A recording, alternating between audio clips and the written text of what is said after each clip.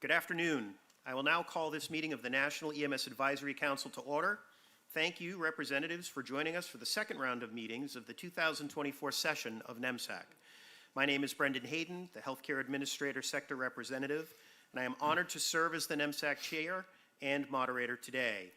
As per usual, our meeting will proceed following the agenda. Please be aware that there have been quite a few edits to the agenda posted, as we needed to make accommodations for speakers who have travel schedules. Representatives, please always remember this is a public meeting, and please hold your questions or comments until the floor is open for discussion and/or the chair recognizes you.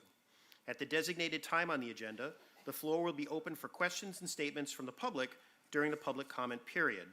In the event that we are addressing an item of business when the public comment period is upon us, I will ask for that discussion to pause so that we may observe the public comment period as it was published in the agenda. Speaking of the public comment period, at the NEMSAC meetings in November of 2023 and February of 2024, we received extensive public comment on the advisory designation of graduate-prepared paramedics as federally recognized practitioners. This may be the most extensive public comment NEMSAC has received since its administrative establishment by the Secretary of Transportation in 2007. In light of this, I felt it incumbent to share a few reminders with some and perhaps education for others. In 2005, Congress established the Federal Interagency Committee on EMS, or FICOMS, to coordinate interagency efforts in support of the EMS system. Since that time, the member agencies of the Federal Interagency Committee on EMS have collectively made it their mission to facilitate improvements and advancements in the delivery of EMS and 911. In order to provide guidance to DOT and FICOMS, the Secretary of the U.S. Department of Transportation administratively created the National EMS Advisory Council, or NEMSAC, in 2007. NEMSAC's charter calls for it to be comprised of representatives who serve as subject matter experts from the EMS communities of interest. The NEMSAC has served as a mechanism by which the EMS community may share their concerns about challenges faced by EMS agencies all over the United States with the federal government. In 2012, Congress passed the Moving Ahead with Progress in the 21st Century Act. The legislation called for the Secretary of Transportation to work in coordination with the Secretary of Health and Human Services and the Secretary of Homeland Security to reestablish NEMSAC as a 25-member statutory advisory council whose purposes were to advise and consult with FICOMS on matters related to EMS issues and the Secretary of Transportation on matters related to EMS issues affecting the DOT. To be clear, this legislation authorizes NEMSAC to consult and advise DOT and FICOMS. As an advisory committee, the NEMSAC provides valuable advice, but the Council does not establish policy or pass laws. Another thing I think folks should know is that NEMSAC, as an advisory council called to consult with and advise the federal government about EMS, must operate in accordance with the provisions outlined in the Federal Advisory Committee Act, or FACA, of 1972. Those provisions insist that the following must be and remain true for all in NEMSAC.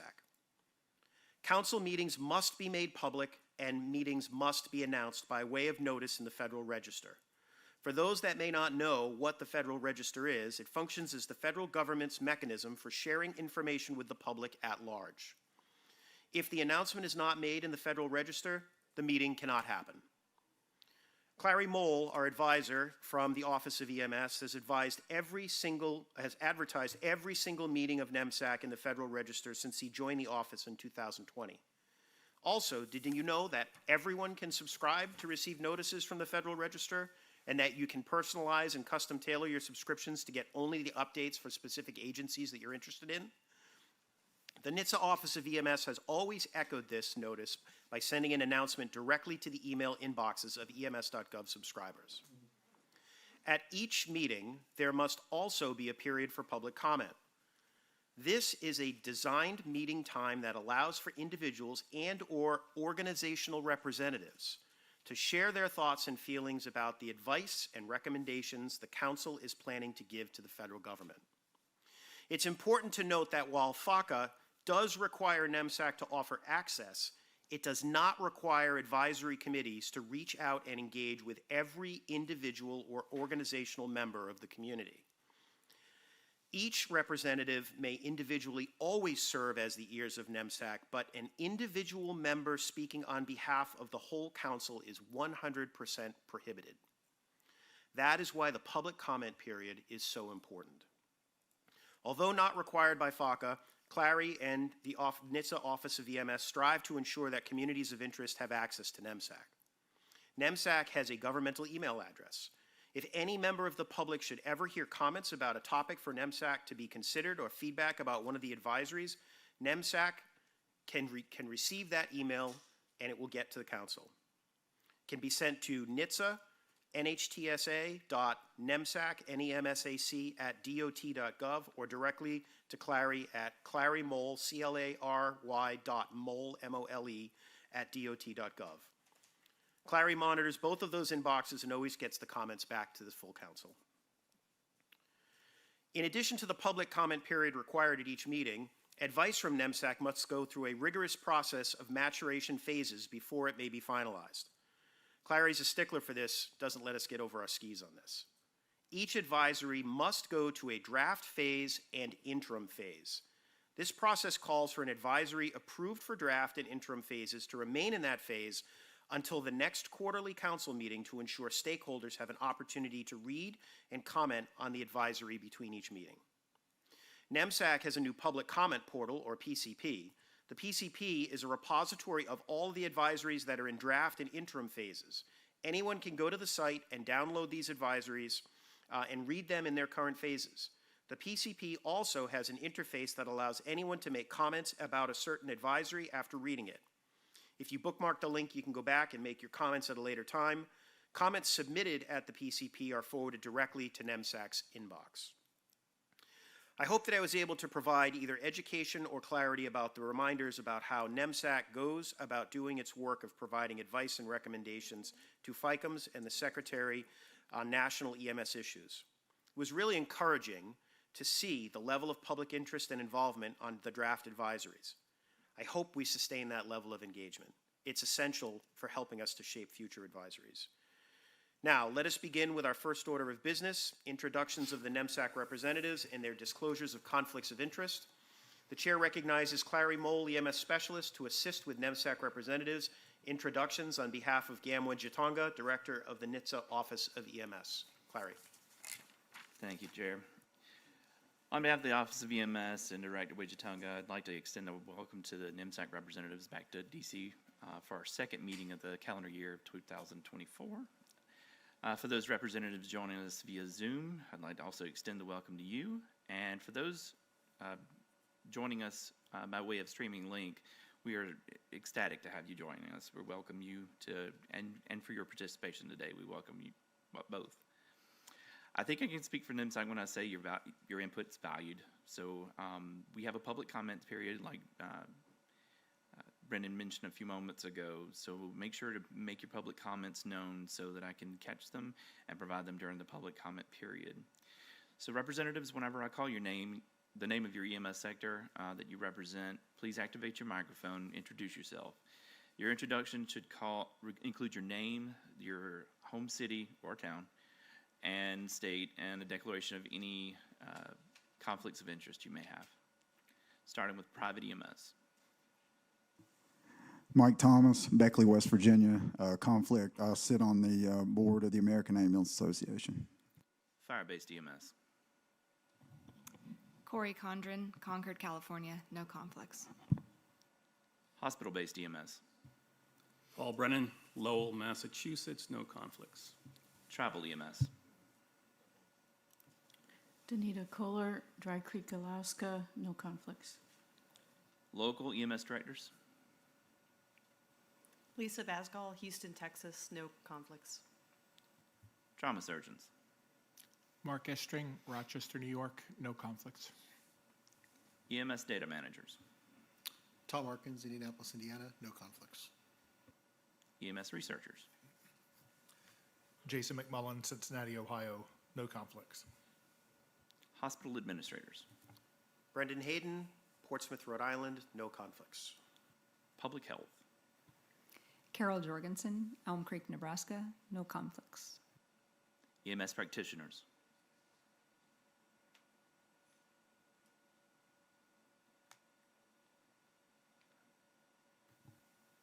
David, you are on mute.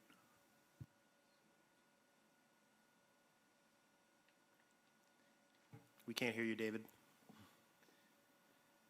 David, go ahead and put it in the chat, and somebody will read it on your behalf in a few moments. Highway safety.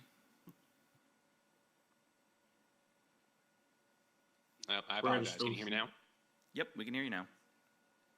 Okay, not sure what that glitch was about. It's probably on my end. David Pfeiffer, Stanton, Kentucky, no conflicts. Thank you, sir. State highway safety. Brad Stoshin, Woodbury, Minnesota, no conflicts. EMS educators. Dan Gerard, San Francisco, California, no conflicts. Quality improvement. Mike Tegman, Oxnard, California. My conflict is that I work for First Watch. Volunteer EMS. Wade Miles, Canton, Georgia, no conflicts. State EMS directors. Justin Romano, Nashua, New Hampshire, no conflicts. Aeromedical.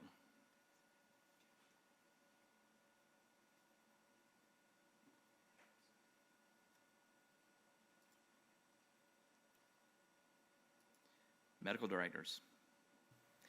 Brandon Morchetti, Hot Springs, Arkansas, no conflicts. Emergency physicians. Kendall McKenzie, Ridgeland, Mississippi, no conflicts. Pediatric emergency physicians. Sylvie Wusuanza, Pittsburgh, Pennsylvania, no conflicts. PSAP call takers, dispatchers, and 911. Casey Quintard, Sacramento, California, no conflict. Emergency nurses.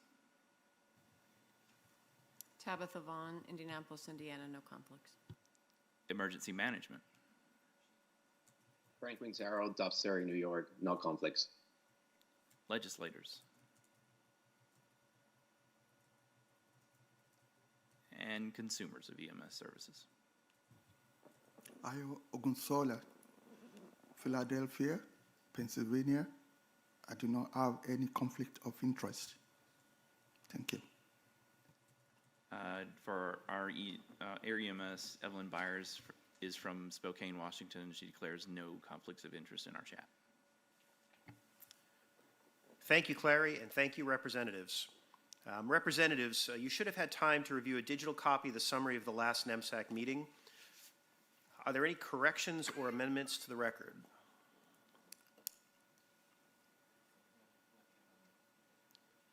Hearing none, all those in favor of approving the records, unmute and please say aye.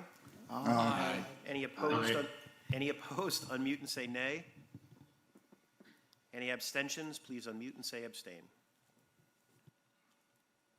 Motion carries. Thank you. Moving on to the FICOMS update, representatives, we have an extended and open invitation for the chair of FICOMS to come and provide an update so that we may remain abreast of EMS issues with our federal partners and what they are addressing. The chair now yields the floor to Richard Patrick, FICOMS chairperson, director of the National Fire and Emergency Medical Services Division, United States Fire Administration, U.S. Department of Homeland Security. Mr. Patrick.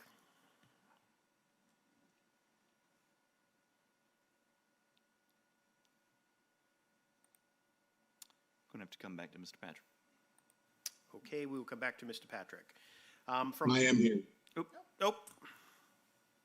Is that you, Mr. Patrick? It is. It is. Hello. The floor is yours. Greetings. Greetings. Thank you very much. Sorry for the technological delay. I'm out west and my connections weren't cooperating. So hopefully I'll stay connected. Thank you for the opportunity to speak with the group. I'm just calling up my notes here. So thank you, Mr. Chairperson. FICOMS was established, most of you know this, by statute in 2005 to ensure coordination among federal agencies supporting local, regional, state, tribal, and territorial EMS and 911 systems, and to improve the delivery of EMS throughout the nation. Here is a brief rundown of what has been happening since our last semi-annual general meeting of FICOMS in December. For the Department of Defense, at the end of June 2023, the DoD FICOM's representative, Elizabeth Fudge, retired from federal service. Mark Gentleman served in an acting capacity until January 2024, when Ms. Tracy Lattimore, the new Executive Director for Health Readiness, Policy, and Oversight within the Office of the Assistant Secretary of Defense for Health Affairs at DoD, was appointed to serve on FICOMS, and we certainly welcome her. Earlier this month, though, Mark Gentleman announced his decision to retire from federal service. We congratulate Mark and thank him for his service. For the Department of Health and Human Services, under the Health Resources and Services Administration, or HRSA, HRSA EMS for Children partnered with the NHTSA Office of EMS to create a NEMSIS-based pediatric readiness dashboards for national and state-level quality improvement efforts. As a result of great leadership overseeing this project by Caleb Warb, Dr. Kathy Brown, and a dedicated team of subject matter experts, the first dashboard will be available very soon. In collaboration with its federal and national partners, HRSA started the Pre-Hospital Pediatric Readiness Project 4 years ago. The PPRP has two aims. One, to empower EMS agencies and EMS clinicians to improve readiness through assessment, and two, to provide access to resources for the advancing of pediatric readiness. After years of preparation, HRSA is excited to announce that the first comprehensive national assessment of pre-hospital pediatric readiness launched today. Let's rally together to assess our pediatric patient readiness as a nation and use individual assessment results to identify how it can be enhanced at the system level. The deadline for completing the assessment is Wednesday, July 31st, 2024. Also under HHS, the Administration for Strategic Response and Preparedness, or ASPR, ASPR closed out responses during 2023 hurricane season, the Maui wildfires, and an act of large-scale gun violence, all of which occurred when our healthcare infrastructure and healthcare system is going through post-pandemic PTSD. Compounding incidents that are leaving providers less resilient than they were before the pandemic, which should signal a need for additional mental and behavioral health and wellness resources for both first responders and those in the healthcare staff at receiving facilities. From CDC, they restarted, its work with ASPR and the National Emerging Special Pathogens Training and Education Center. That's a mouthful. To improve nationwide EMS response during pandemics, because we observed a loss of capacities and capabilities that we had previously built with Ebola. Some of those projects include the development of clinical guidance for patient transport and PPE protocols. Under CMS, the Centers for Medicare and Medicaid Services, they continue to work collaboratively with HHS operations divisions and CISA on cybersecurity issues in the non-EMS landscape. And then also in HHS is Indian Health Services, and the IHS is still going through their internal review process and hopes to appoint a new FICOMS representative real soon. Under Homeland Security, the Office of Health Security continues to work on its licensing portability challenges, and they are working on protocol revisions for their operational EMS system.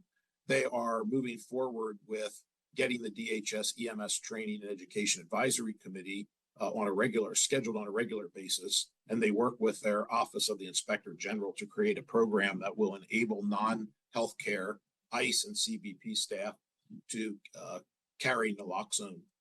Lastly, DHS continues to build the framework for its pre-hospital care reporting system.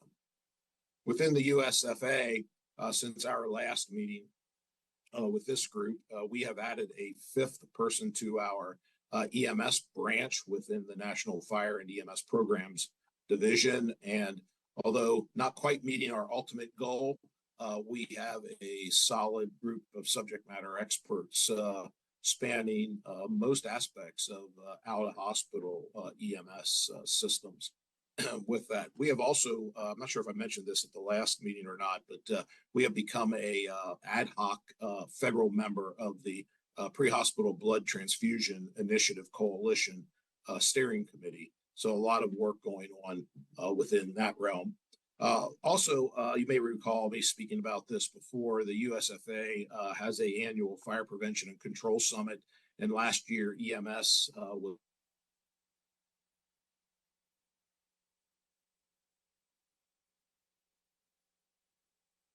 the federal space as well as national space in EMS.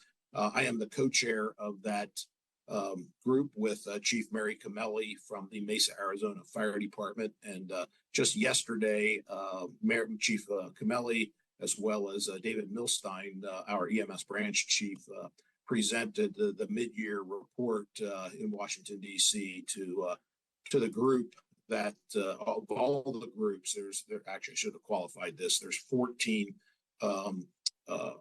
10 actually working groups on all kinds of aspects of first responder topics, but the EMS one specifically, all these groups came together yesterday in DC to brief out each other and essentially do a get input from everybody to continue moving forward with the project, which is due in an official report by early September. Other than that, let's see a couple other things here from the U.S. Fire Administration. We just entered a contract dealing with a comprehensive research cohort study on emergency responder roadway safety in a partnership with NHTSA. So you'll be learning more about that as that proceeds. It's dealing primarily with trying to understand what the data is telling us on struck by incidents on highways, roadway systems, and to better understand perhaps why first responders may not be using all the available tools to function safely on the roadway. That's going to be a multi-year project. From Homeland Security, they have asked that we just share some information that DHS is seeking input from emergency responders on types of technology and equipment being considered for purchase and use.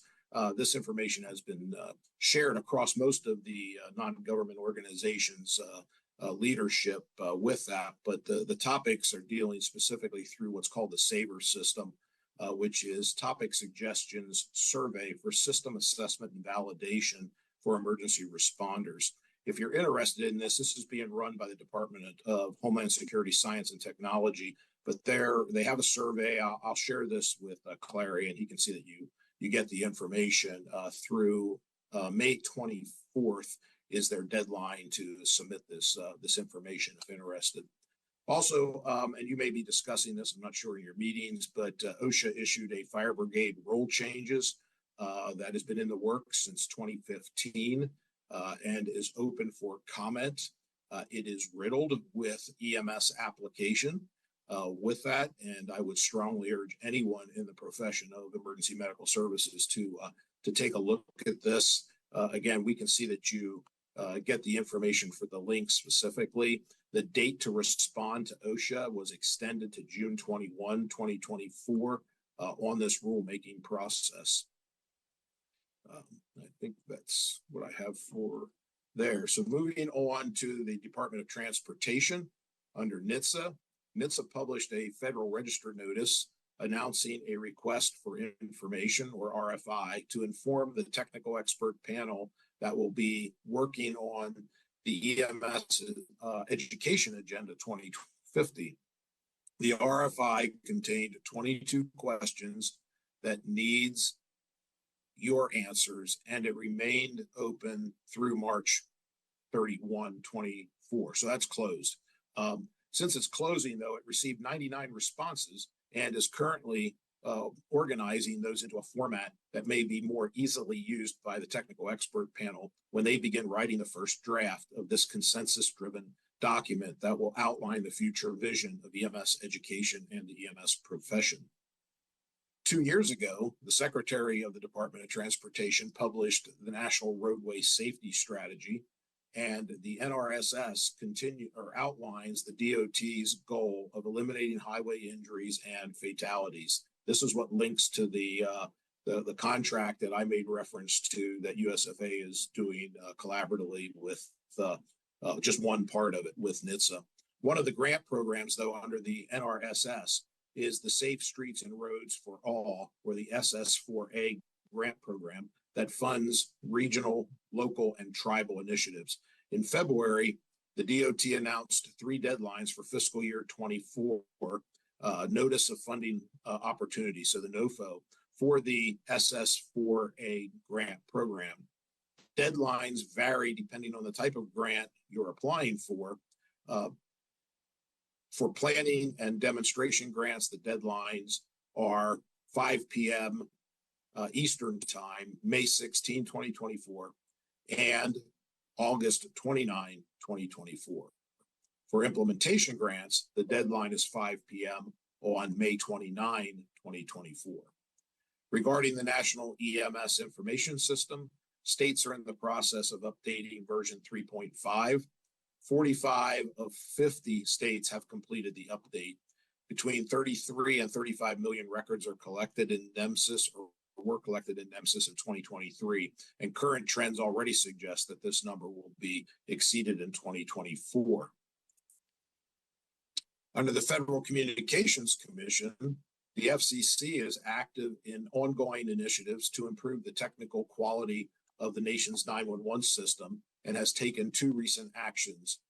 In January 2024, FCC issued a report and order requiring wireless service providers to implement location-based routing for 911, an emerging technology that routes most wireless 911 calls based on the location of the handset rather than the location of the cellular tower that handles the call. We'll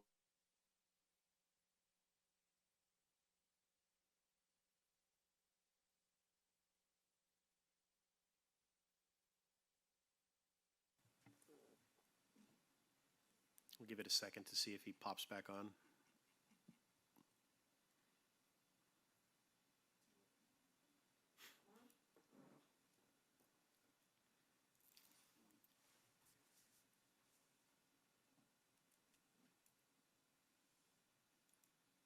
I think we might have lost Mr. Patrick.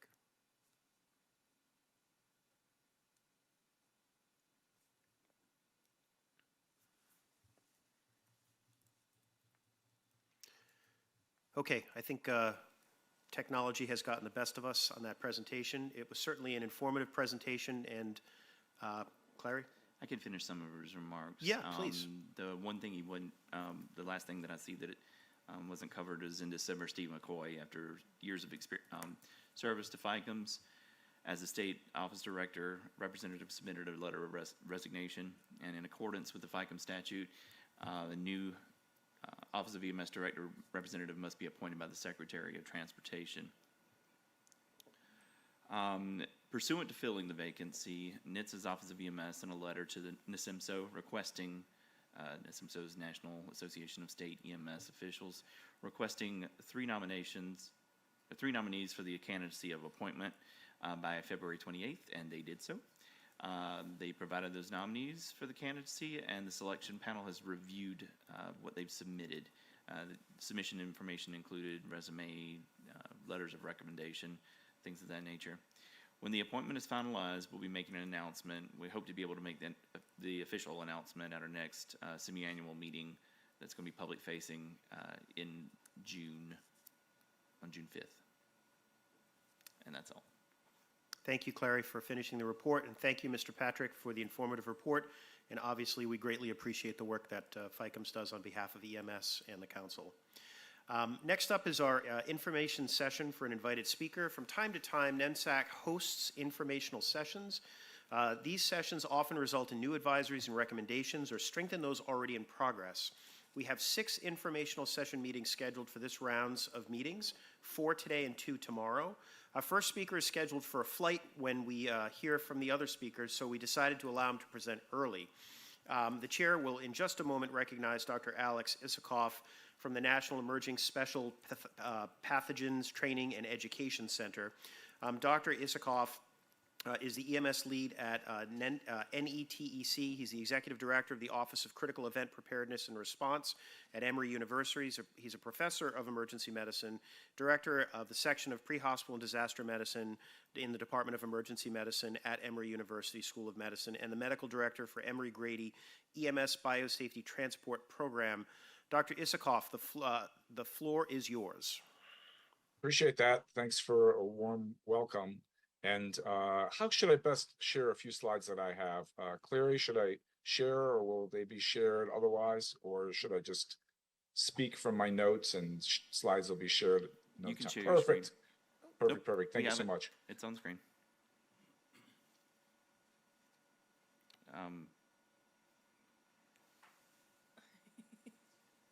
See them advancing pretty rapidly. There we go. That was a great presentation, Dr. Isikoff. Thank you for your time. I much appreciate consideration. One second, we'll get you rewound here. Yeah, actually, I'm rewound. From what I see, there is my title slide there.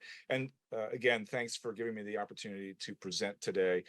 As noted, I am an emergency medicine EMS physician at Emory University. Today, I'm representing the EMS Work Group and Biosafety Transport Consortium of the National Emerging Special Pathogens Training and Education Center, otherwise known as NETEC.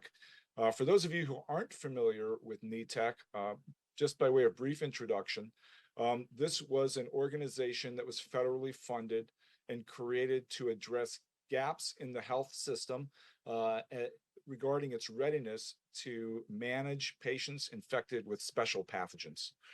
Those gaps were recognized during the Ebola epidemic in West Africa, 2013 through 2016. And the three organizations that co-lead NETEC, Emory University, University of Nebraska Medical Center, and Bellevue in New York, came together to develop a program that provides technical consultation and readiness metrics, as well as education and resources for the health care community. I'll go into a little bit more of a description about that, but next slide, please. Of course, this group is most interested, as I am, in how the EMS community is ready to engage a patient that is suspected to have or is confirmed to have a high consequence infectious disease. And in fact, some of these pictures are from a team's readiness in Atlanta to support the treatment center at Emory University Hospital by meeting an aircraft that was also specially outfitted to repatriate a U.S. citizen who was working in a country affected by widespread Ebola outbreak, brought back to the United States, met by the ground EMS service, and then brought to Emory University Hospital, and in a way that not only did that safely for the patient, but did it safely for the personnel that were carrying and transporting the patient as well. And so let me go to the next slide. So everyone and all personnel in EMS get some understanding and education and training about standard and transmission-based precautions and the implementation of a hierarchy of controls. But probably not at a level that would be required to safely manage a patient infected with Ebola virus disease or Middle East respiratory syndrome or yet to be named novel respiratory pathogen. So education and training for that team was developed and is currently being disseminated around knowledge about pathogens of concern, like the ones I'd mentioned, how to implement a hierarchy of controls using ambulance that are in service today, being able to modify them with readily available supplies, how to implement policies and procedures, as well as the right personal protective equipment to manage patients safely. They provided education around how to interface with the hospitals that would be receiving these patients, get guidance on modified clinical care guidelines, waste management, and health monitoring. The NETEC EMS Work Group and Biosafety Transport Consortium works to continue to develop and iterate this kind of education and training and provide resources regarding modification of policies and procedures to improve EMS system readiness for high consequence infectious disease patient management and transport. Next slide, please. What I just described to you from 2014 through 16 was largely the experience of a small handful of hospitals that were ready to do this at that time. Through NETAC and funding provided by the Administration for Strategic Preparedness and Response and CDC, a network of federally designated regional special pathogens treatment centers have been named and are actively working in HHS administrative regions. And that map shows 13 federally designated hospitals operating within their regions, assessing their readiness and maintaining their readiness to manage patients that might be infected with Ebola or another special pathogen. Next slide, please. As you'd expect, each of these hospitals needs an EMS partner. They need a partner that will be able to bring them the patient that's suspected of having or confirmed to have a high consequence infectious disease, work on seamless operating procedures for the transfer of that patient to their care, provide procedures for the seamless communication between EMS partners and the hospital. And again, ensure the safety of all personnel that are involved, to include issues related to waste management and health, the health monitoring of personnel involved in these missions. And here you can see 13 EMS agencies partnered with those 13 regional special pathogen treatment centers, actually together with a number of federal partners, meeting now quarterly as part of a NETAC EMS Biosafety Transport Consortium to consider the challenges for the EMS community as it relates to response to these kinds of incidents, and to share best practices and to develop some strategy about how to move things forward. Next slide, please. Some of you may know that there is an evolution that's occurring now of the network of hospitals that are prepared at some level to manage a patient suspected or confirmed to have an HCID, a high consequence infectious disease, patterned after the trauma system of care. There's described the level 1 hospitals, which are those 13 federally designated hospitals at the highest level of readiness to manage a patient. But then to further develop capacity in the United States, there is currently being developed criteria to designate level 2, level 3, and level 4 hospitals, which are really all frontline facilities, regarding what to do should they encounter a patient infected with an HCID. And as you might expect, again, there's no such thing as a national special pathogen system of care without the involvement of the emergency medical services community. Next slide, please. And I'm going to define that community broadly to include the ability to identify that a caller in a 911 system might have a high consequence infectious disease because of their travel history, because of their signs and symptoms of illness.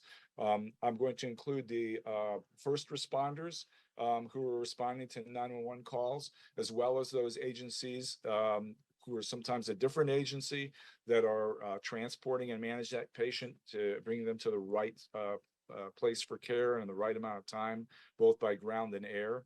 And also those agencies that are participating in interfacility transport, which in some cases could mean having a requirement for a critical care scope of practice. And we know that we have that capability operating in the United States every day.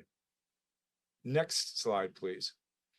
If you recall the slide showing 13 representative health systems and 13 EMS agencies working together with them, you recognize that there's a lot of space in between all those cities. And as the national special pathogen system of care evolves with regards to designations for hospitals, there are going to be a lot of communities that are going to also have need for the transport and management of patients infected with a high consequence infectious disease. So in addition to increasing awareness for you about the NETAC activities as it relates to the EMS community, I also wanted to propose here a framework for EMS readiness. And I'm going to propose it in 3 buckets. The first bucket is, what should all EMS personnel be able to do? The second bucket is, what is the role of specialty teams and how might they be organized across the U.S., even within the framework of the 10 HHS administrative regions? And then the third bucket is what federal assets might be available to augment what the local and state capabilities are. So let me start with what, in the opinion of the EMS work group at NETAC and our partners in the Biosafety Transport Consortium, believe is important. We believe it's important for all EMS personnel to be able to identify, isolate, and inform. So what does that mean? Identify that the person that they're assessing may harbor a high consequence infectious disease because of travel history, because of the signs and symptoms of illness. It's important for them to be able to identify that for their own safety.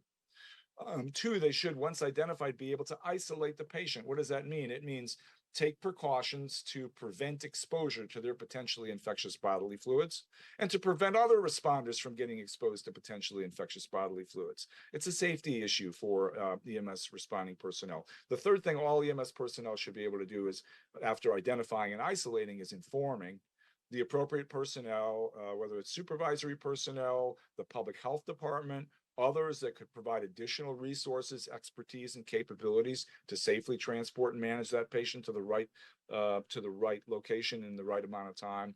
In our estimation, all EMS personnel should be able to identify, isolate, and inform, and if needed, render a life-saving intervention. And the reason I'll say that's important is because among patients that might have exposure because of travel history, for example, to Ebola virus disease, it is more likely that they will have contracted malaria in that area and come back to the United States while, during some incubation period and then develop signs and symptoms of illness.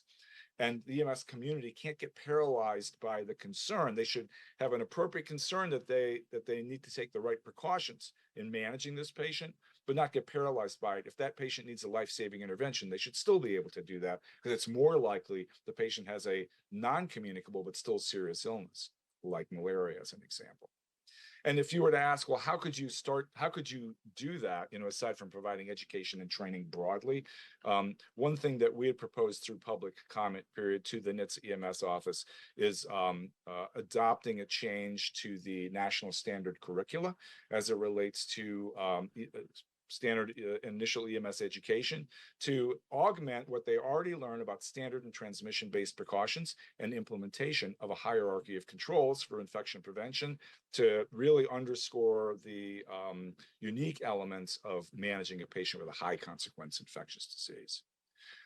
Complementing that, what do you need within communities to safely transport patients? You need teams that are specially trained, educated and trained to safely manage and transport those patients, like the team that you saw in the picture at the beginning of the slide. And we have 13 of those already represented across the United States, providing leadership in their regions because of their relationship, ongoing work with the Regional Special Pathogens Treatment Center. And there's further a framework to develop regional transportation CONOPS for patients in the HHS administrative regions. And we can talk a bit more about that. There are federal assets that are already in place. People on this call may have heard of Phoenix Air Group. They're the owners and operator of the Gulfstream 3 that you also saw pictured earlier in the presentation. They have a specialty aircraft with specially trained specially trained and educated personnel to repatriate patients to the United States or elsewhere in the world. During the 2013 through 2016 epidemic in West Africa of Ebola virus disease, Phoenix Air Group did over 44 transports of patients, some back to the United States and some back to their home countries in Europe. That federal asset needs to continue to be supported. It's currently under contract with the U.S. State Department. They have a cooperative agreement with ASPR for use, but it's one plane moving one patient at a time. There are some additional resources. Let me actually go to the next slide, please. One more. There's your G3, there's your airborne isolation unit. Next slide is another capability that the U.S. State Department developed for repatriation of U.S. citizens from overseas back to the U.S. when needed. Basically a containerized isolation unit that needs to be loaded into a 747 cargo jet to move patients back to the U.S. Not practical for U.S. patient movement and patient operations. But ASPR is working today to develop an additional capability more suitable for continental U.S. operations or operations to U.S. territories. And so that framework is what I'd like to increase awareness about and get feedback about, moving forward after today's presentation, in the coming weeks and months. Everyone should be able to identify, isolate, inform, render a life-saving intervention safely. We need local and state capabilities that in some states are called infectious disease transport networks, rolling up into a regional CONOPS so that you have interstate interoperability as well, complemented by federal assets when they need to be implemented. So let me go to the next slide. I just want to provide in the closing minutes here some resources that I want this group to be aware that NETEC has been working together with other partners to develop, disseminate, and maintain. So first, the NETEC website is broadly addressing the needs of the health system. In my view, emergency medical services is part of the comprehensive health system, and we have a EMS work group that's engaged to create resources for the EMS community. Next slide, please. One of those resources is for a number of years, we've disseminated EMS biosafety transport operators course, as well as a biosafety transport technicians course. And we've put the didactic portion of the operators course online, and some of the regions are accessing those to provide baseline education and training around special pathogens of concern, as well as operational considerations for EMS operations and patient movement. Next slide, please. Some of you may know that we've worked with ASPR Tracy to publish and maintain the EMS infectious disease playbook, which has been a great resource for the EMS community. It's really an all pathogens approach to include the typical standard plus contact plus droplet plus airborne precautions, but then captures all the special considerations around viral hemorrhagic fever or special respiratory pathogens. And my experience in being involved in this type of work for the last 25 years is that often after an epidemic or an incident, there's a lot of great guidance that's published, and then it gets stale. It's not updated. Sometimes it just goes away. And I applaud ASPR Tracy for partnering on this product because they're committed to maintaining its currency and its relevance. Next slide, please. Another resource that we recently published, and thanks to the NHTSA EMS office as well as the U.S. Fire Administration for picking it up and increasing visibility about it, was the EMS procedural guidelines for special pathogens. Every EMS agency should have a model guideline on how to do a biohazard spill cleanup, assess a PPE breach, address a provider down in an area where they were caring for a patient with a high consequence infectious disease. Understand how to manage category A waste, which is a special category of waste that is sometimes generated from caring for patients that are infected with special pathogens. This is also broadly available to the EMS community. Next slide. We try to maintain active blogs for current special pathogens threats. So most recently, the MPOX update was updated to reflect a change in the Department of Transportation's guidance about waste associated with caring of a patient that might have a clade 1, clade 2, clade 2B MPOX infection. And so we're trying to maintain readiness of the EMS community through maintaining their understanding of special pathogens and operational considerations. Next slide. And we're coming to the end. This is the home stretch. NETEC developed with its partners a rapid readiness assessment tool, or a self-assessment for operational readiness tool.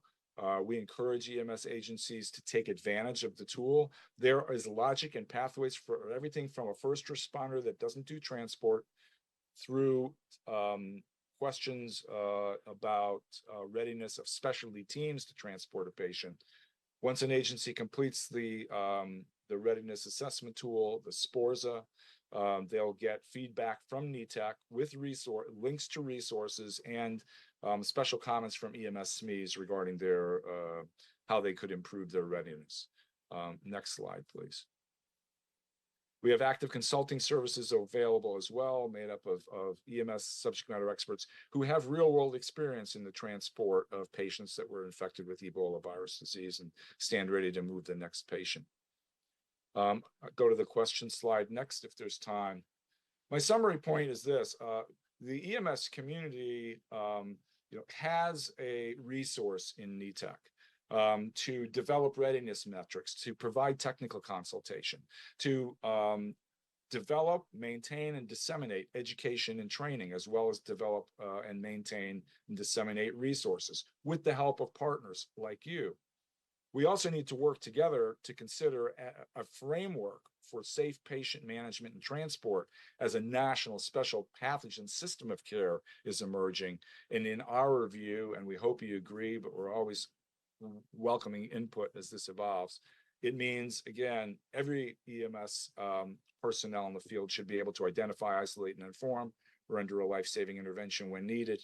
And specialty teams should be developed and identified within their states to cover the geography of their state, and roll up into regional concepts of operations for transport across an HHS administrative region so that we can safely identify patients in the field, transport them to the right place in the right time safely without putting EMS personnel at risk and taking the best care of patients as we're able. And that's my presentation. I really appreciate the opportunity to present to you. I see a number of familiar faces. You can feedback later whether or not it met my objective. Thank you, Thanks all. Dr. Isikoff. Are there any questions for Dr. Isikoff? Yes, Dan. I don't have a question. I just want to point out that NETEC, their resources are absolutely fantastic, and they've really done a lot of incredible work in this space. And I want to thank you, Doctor, for the hard work that you do and your team has been doing down there. Yeah, thanks. You and your team have always been good partners for NETEC, and I appreciate the shout out. Any other questions or comments for Dr. Isikoff? Dr. Isikoff, thank you very much for your time here today. Really appreciate the very informative presentation and wish you safe travels on your trip. Thank you, sir. Thanks all. Bye-bye now. We'll hear from some other speakers in just a little bit, but I do want to move on to subcommittee reports. So for each subcommittee report, the chair will recognize the subcommittee and subcommittee chair to report on the activities since the November NEMSAC meeting. After each report, the chair will ask the council for questions or feedback for each of the advisories. So we will start off with the Adaptability and Innovation Subcommittee chaired by Mr. David Pfeiffer. Mr. Pfeiffer.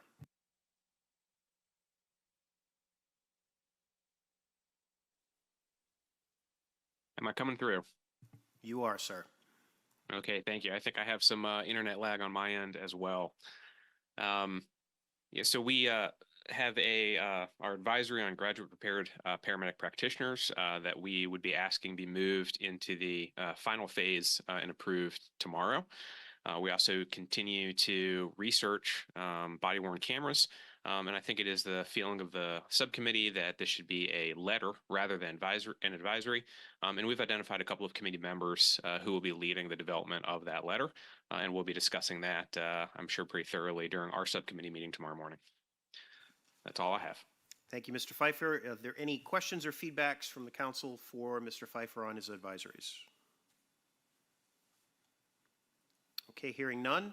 Next is the Equitable Patient Care Subcommittee chaired by Dr. Jason McMullen. Dr. McMullen. Thank you very much, sir. Our subcommittee meeting is tomorrow, so this is accurate as of right now. I do want to publicly thank Dr. Kohler for her fantastic work in advancing the equitable access to EMS on the basis of population density. It is in research phase. After the meeting tomorrow, it may be ready to move to draft, but will likely stay in research for one more time. I continue to work with the mitigating medication supply and device shortage that remains in research stage. And in fact, the National Association of EMS Physicians blasted either yesterday or today a survey of its membership looking for information that will be very helpful to provide an up-to-date evidence base for this advisory. I do anticipate it being ready to review for draft at our next meeting in August. establishing improved and equitable access to pre-hospital blood transfusion for EMS agencies and patients is very important. We are in research phase there, and we'll discuss that more tomorrow. And then finally, the letter that was circulated in draft at the previous meeting supporting the PRPP, or the Pre-Hospital Pediatric Readiness Project, is currently in draft, and we believe we will be able to move that to final tomorrow. Thank you, Dr. McMullen. Any questions or feedback on Dr. McMullen's subcommittee's advisories or letters? Great, thank you for your work.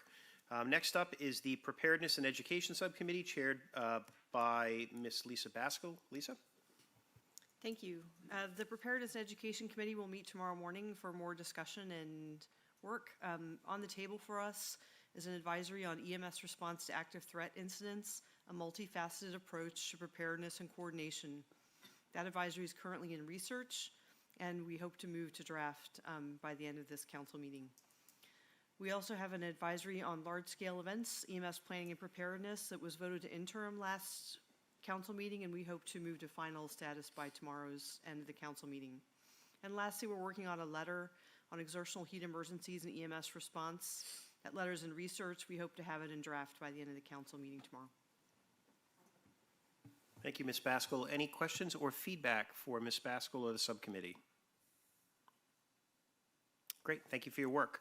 Next up is the Professional Safety Subcommittee, chaired by Ms. Carol Jorgensen. Ms. Jorgensen. Thank you. We have a crash scene safety advisory. It is in interim status now, and we are proposing to move it to a final vote tomorrow.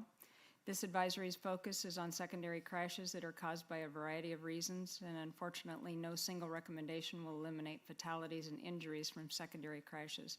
However, we are hopeful that with the multiple recommendations made in this advisory, we will improve crash scene safety and help protect emergency responders and others on crash scenes. We have two other advisories that are in the research phase. One of them is quantifying violence against EMS practitioners, which we will probably propose for a title change for quantifying violence against EMS clinicians. The second one is establishing an EMS injury center. The subcommittee has begun the process of drafting a specific advisory for the recommendations that will allow for fuller understanding of the level of workplace violence against EMS clinicians, and if implemented, will contribute to the improvement of this concerning issue. But given the protracted time to develop an advisory and in an effort not to delay mobilization of federal resources that could begin work towards addressing the growing problem, we have a letter for FICAMs that we are proposing for draft status tomorrow. Thank you, Ms. Jorgensen. Any comments or feedback for Ms. Jorgensen? Questions for Ms. Jorgensen? Great, thank you for your work. Next up is the Sustainability and Efficiency Subcommittee, chaired by Mr. Paul Brennan. Mr. Brennan. Thank you, Mr. Chair. The Sustainability and Efficiency Subcommittee has two advisories, both in the research phase: strategies for a mobile integrated healthcare, community paramedicine funding and reimbursement.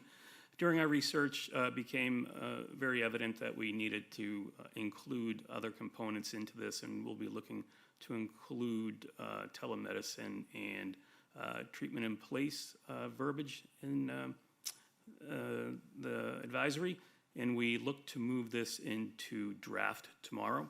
Our second advisory is establishing pre-hospital physician practice reimbursement models for improved patient care and EMS physician oversight. This is in research and remains in research during this meeting. Thank you. Thank you, Mr. Brennan. Any questions or feedback from Mr. Brennan or the subcommittee? Very good. Thank you for your work. And finally, for the standing subcommittees, the Integration and Technology Subcommittee, chaired by Mr. Thomas Arkins. Mr. Arkins. Thank you, Mr. Chair. We have 5 advisories going right now. EMS Data Manager, Career Pathways.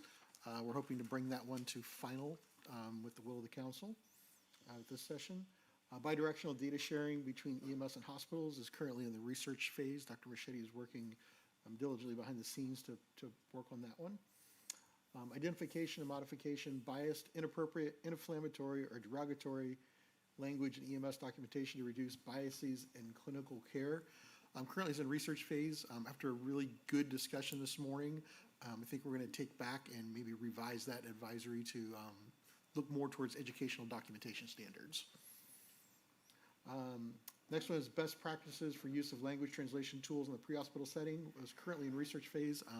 With the will of the council, we'll be hopefully moving that into draft phase. Thank you to Casey Quintard for working on that one so hard. And the last one we have is universal identification bands of improvement pre-hospital patient tracking and data. Another one Dr. Marchetti's working on, he's finding that there's not a lot of information out there on it. So we're actually going to be kind of looking over the edge, trying to figure out where that's going to go with that. So he's leading the charge on that one. Thank you, Mr. Arkins. Any questions or feedback for Mr. Arkins or members of the subcommittee? Very good. Thank you, Mr. Arkins, for your work. Finally, we have one standing ad hoc subcommittee. Ad hoc subcommittees are formed to address specific issues of importance to the EMS community that do not specifically fall within one of the 6 standing subcommittees. The ad hoc subcommittee ambulance crashes, which is chaired by Dr. Mark Gestring, will be presenting now. Dr. Gestring, you have the floor. Thank you. We have, as you said, one advisory that is currently in interim status and will be proposed for finalization tomorrow. It's entitled Development of a Comprehensive National Ambulance Crash Data Collection Platform to Better Understand Current Crashes and Guide Future Preventative Strategies. The work has been completed. The committee is happy with the result, and we will be proposing it move to final tomorrow. Congratulations on that. Any questions or comments for Dr. Gestring or the ad hoc subcommittee? Okay, hearing none. Next, we're going to move on to new advisory proposals. I am aware that we do not have any new advisory proposals that we'll be bringing forward today. However, just for the members of the public, I would like to just go over how we actually promulgate these and the steps that we must take as a council in order to make a decision whether something moves to an advisory status or a letter status. First is, who is the audience? Is it the United States Department of Transportation, Secretary, or FICOMS, the Federal Interagency Committee on EMS? What's the end goal of the advisory or recommendations? What actions are we asking the target to take, and is it within their statutory authority? Does the federal guidance already exist for the topic? If so, is there a gap in the guidance provided for EMS that the advisory or letter can address? And will the advisory assist in closing that potential gap? So those are the steps that we take as an entity anytime we take on the work to build an advisory or a letter. We've come to the scheduled break period. It's going to be a little longer than 20 minutes, just because we are a little ahead of schedule. Claire, I think we're back at 3:40, is that correct? So if there's no other comments, issues, or questions, we will stand in recess until 3:40. Thank you.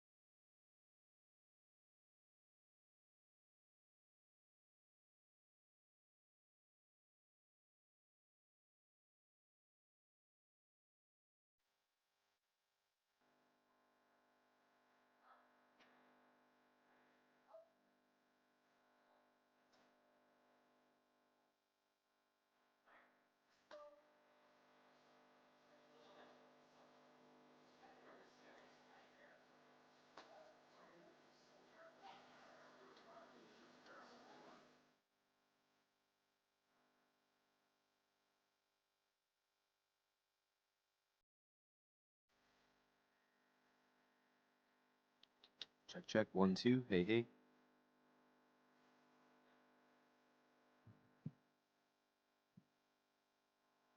Check, 1, 2, hey, hey, 1, 2. 1, 2, hey, hey.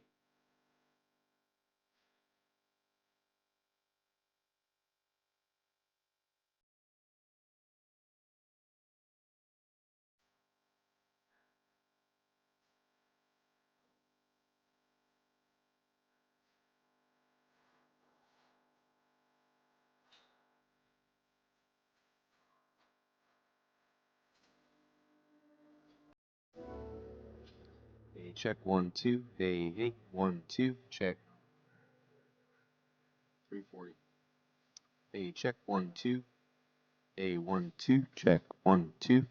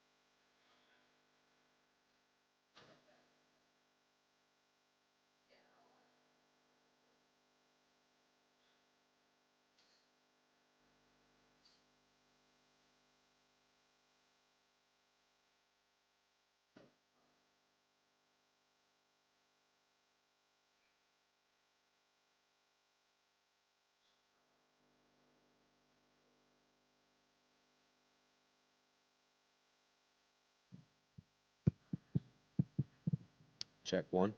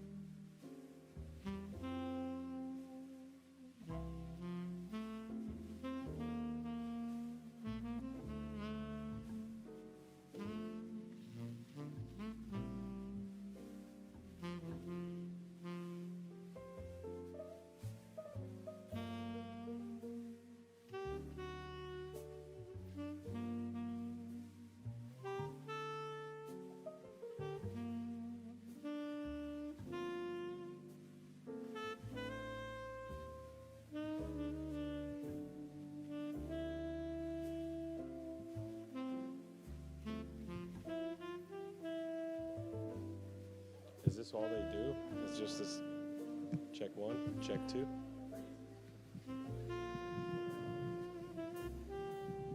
It's probably gonna be about here. Check one, check two, check one, check two, check one. I mean, that's pretty. Check one, check two, two, test, 1, 2, 1, 2, 1, 2, 1, 2. We can also tape this if you want. I can tape this like here. I think it should be like that. And I can also make it off axis of the speaker. Check one, check two, check.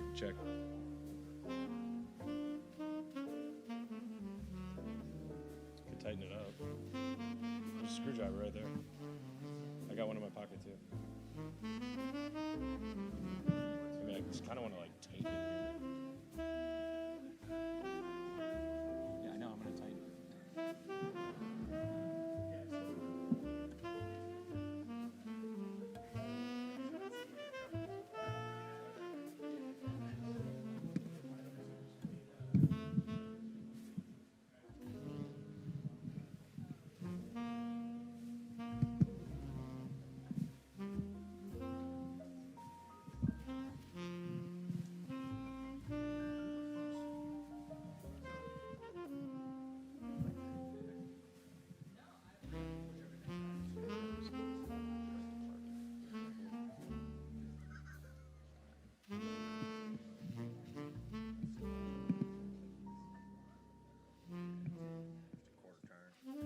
It's actually not as sharp.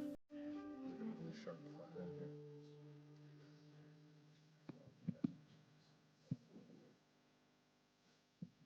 It turns. Yes. It did turn? Yes. It's back on anywhere. Maybe it's just like a microphone on a stand. Yeah. It's like if she wants to move forward, it's like. But if I tape it up here.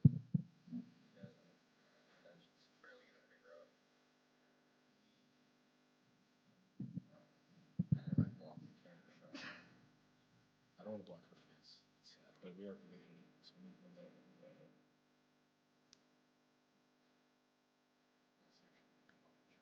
just to see what her height is, unless she wants to hold it. If she wants to hold it, that's even better.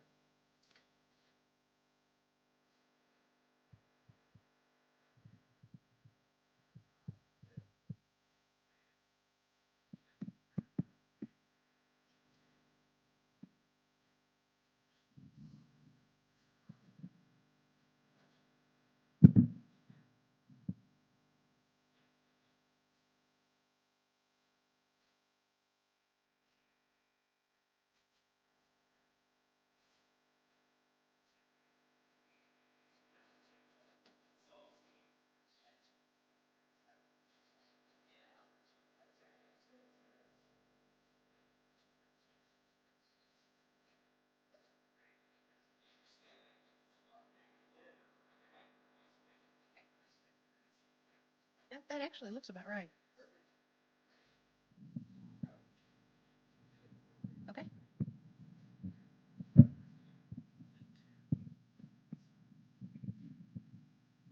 Awesome. And which camera's in my face? That one. Okay. Right. This Yeah. will be your presentation. Okay. Yeah. It's not like I haven't given this presentation.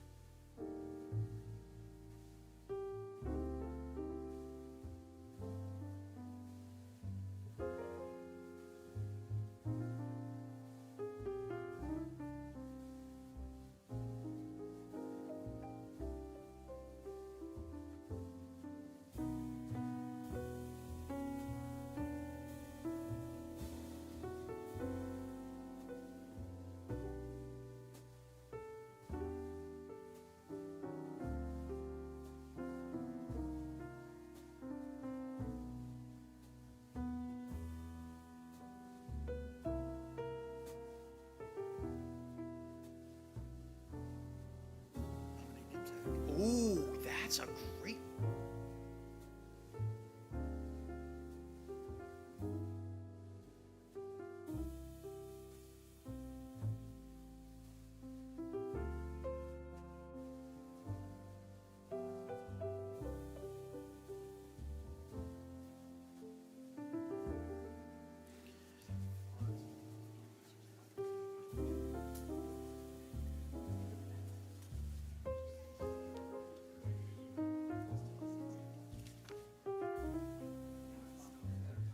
Seven p.m. Dinner is at 7 p.m. tonight, folks. McCormick. At night, yes. 7 p.m. at night. Yes, Paul. It's a walk, but it is a sizable walk. So hydrate. But it's a pleasurable walk. Tom carried me last time.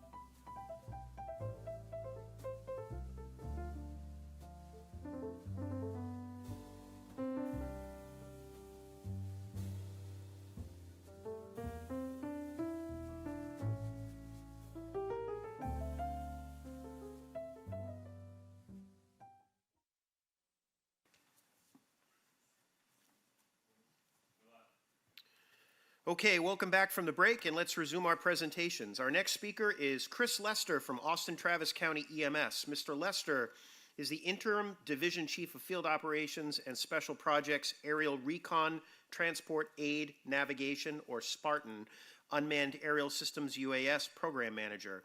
He is here to discuss how drones have been used to advance EMS delivery in Austin, Texas, and throughout Travis County. Interim Chief Lester, the floor is yours.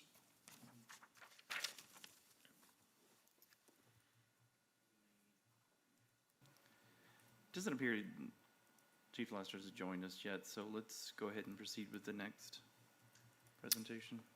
Is Dr. Northrup here? Ah, fantastic. Okay. So we'll skip right to Dr. Northrup's presentation. We're pleased to have Dr. Susan Northrup. Dr. Northrup is from the Federal Aviation Administration. She is the Federal Air Surgeon. She is here to facilitate a discussion about aerospace emergency medicine. Dr. Northrup, thank you for your flexibility. The floor is yours. Well, thank you all. It's a pleasure to be here. When they called me, it's been about 6 weeks ago, I wanted to talk about emergency medical kits and some of the other things. We pretty quickly got to the point that, I should probably give you all a little bit of information on what you can expect and how things work. So I'm going to go through this slide presentation. There's like 40, but I'll do it really fast. If you have a question, don't hesitate to ask me real time. If I'm getting too close, I'm sure I'll get the hook and they'll tell me to stop answering questions. But I will take them via email if we need to in the future, should that be a requirement. So at any rate, in-flight medical care. Next slide, please.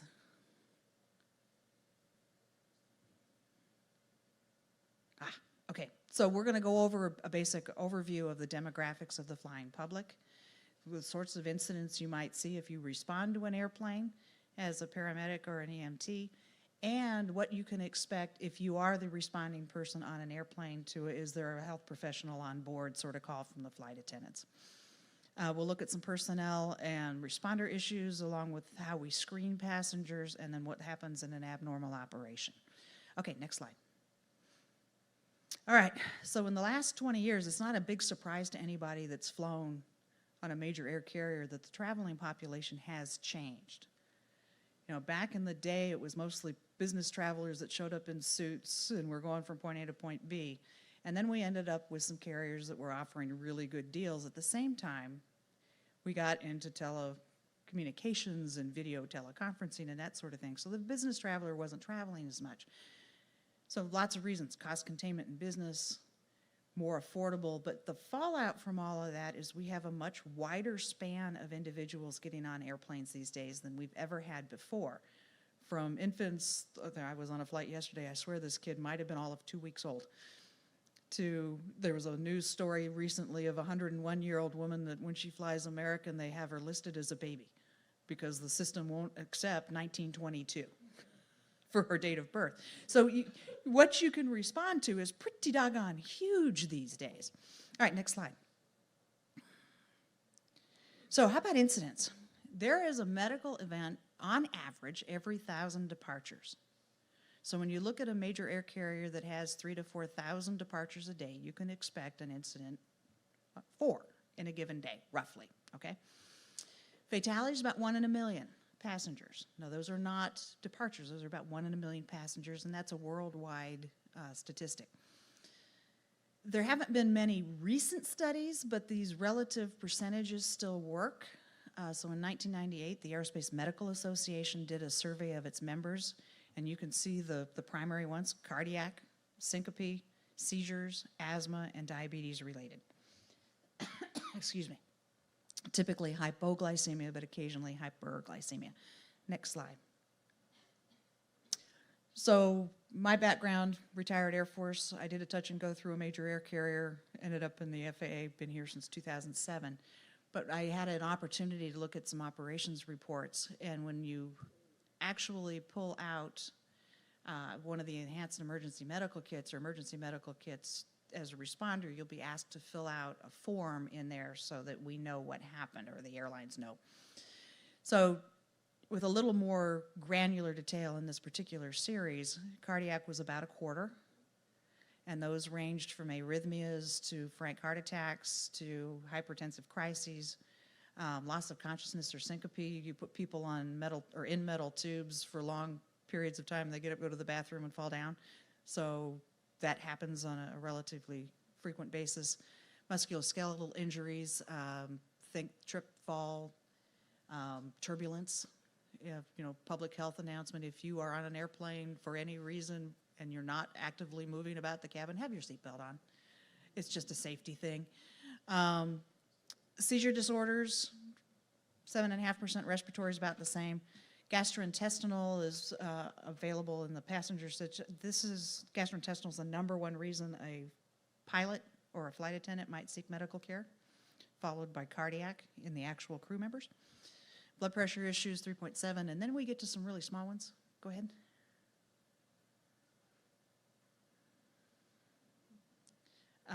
OBGYN, mostly people going into labor, strokes, psychiatric, diabetics, allergies. Hazmat, people will occasionally put things in their luggage we really wish they wouldn't. Of course, that's even not considering white powder scares that were happening in the 2001 timeframe. Significant headaches. Next slide. Rashes. I actually responded, ear, nose, and throat, ear blocks. So individuals that have colds that really should think about not flying. Ear blocks happen for any of us that have flown ourselves. Over-medicated.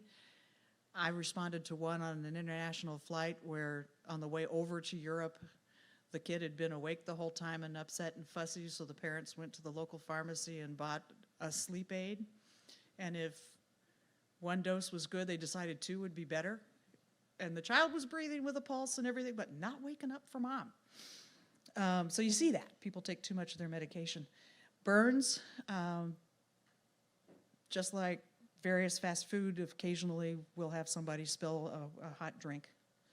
Or in the flight attendants, there was an issue for a while of the coffee systems having some challenges with pressurization they had to take care of. Bites, this is a combination of human bites and animal bites. Occasionally people decide that keeping their pets inside the carriers underneath the seat isn't for them. So the animals will occasionally get loose and bite people, or occasionally, usually it's young kids that bite, but there have been some adults that bite. Needle sticks. Word to the wise, there are red containers for needles on airplanes. Although there are some individuals that decide the seat back pocket is a good spot for those. So that's the sort of things you might see if you're responding. Next slide. Any questions about that list of items? Okay. Yes, sir. Yes, ma'am. Excuse me.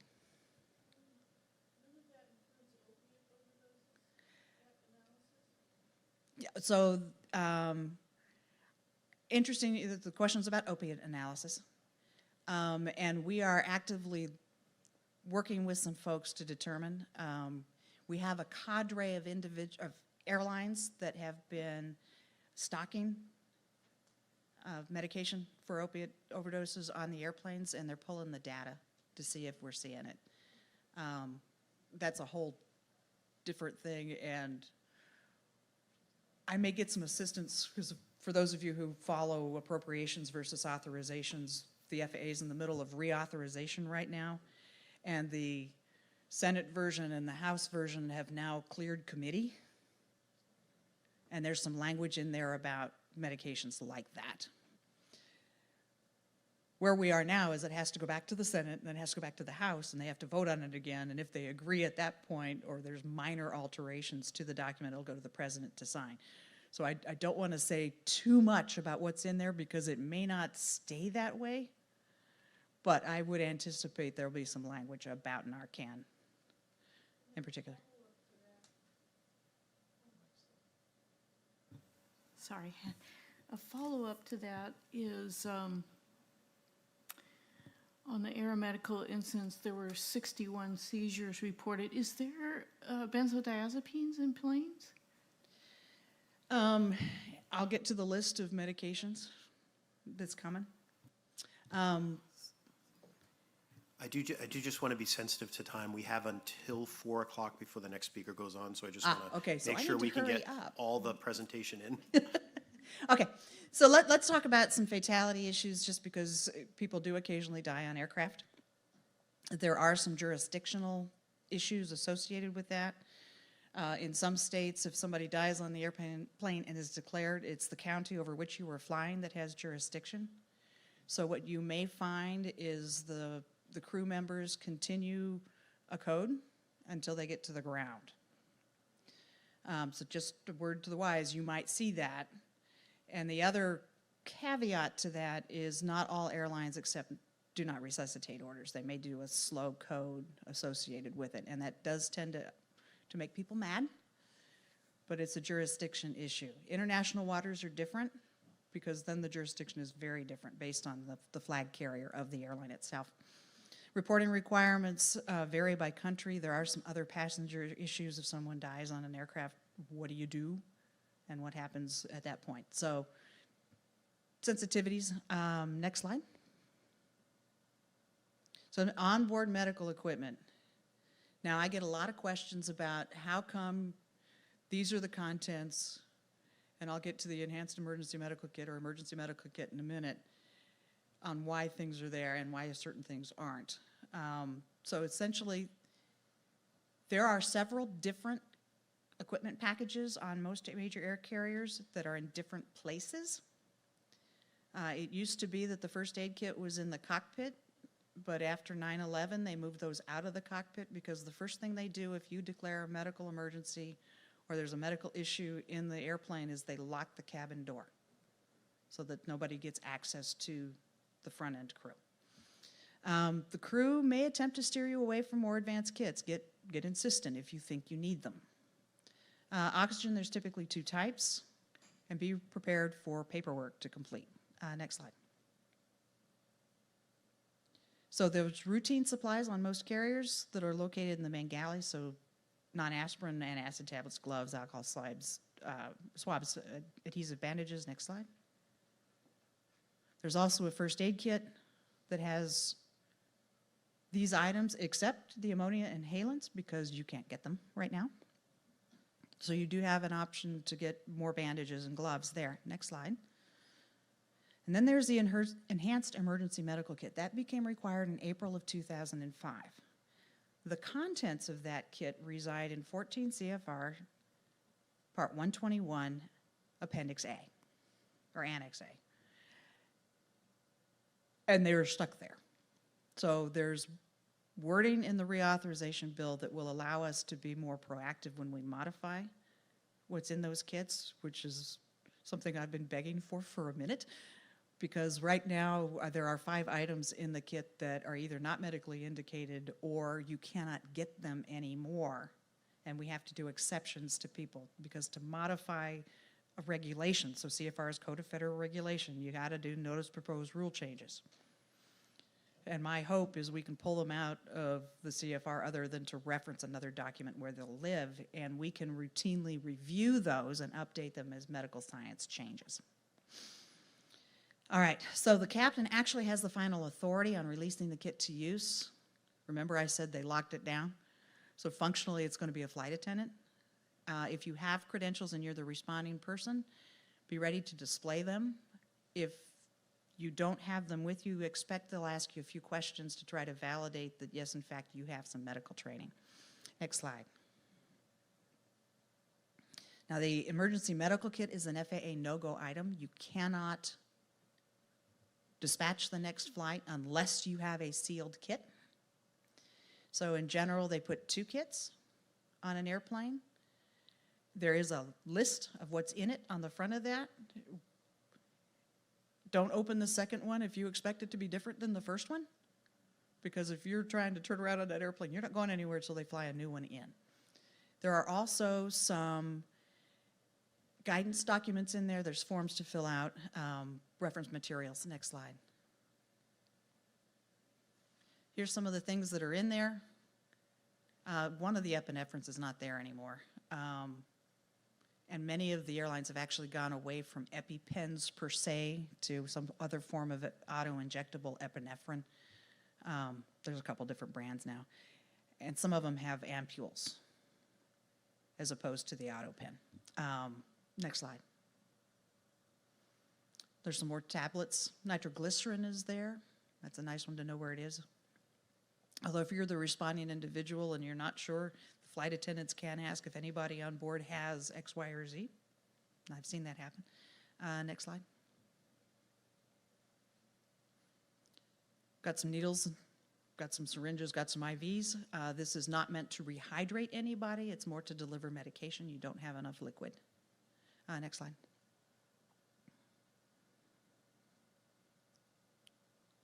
Got some other equipment, although if you've ever been on an airplane trying to take a blood pressure, I think some, and the stethoscopes are not great, but it gives you a chance to look very medical by putting the stethoscope around your neck.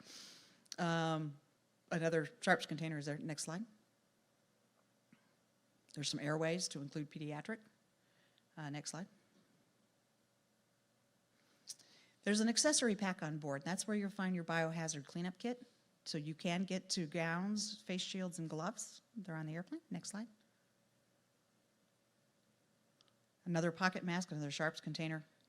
There's your glucometer, if you need it. Yeah, next slide.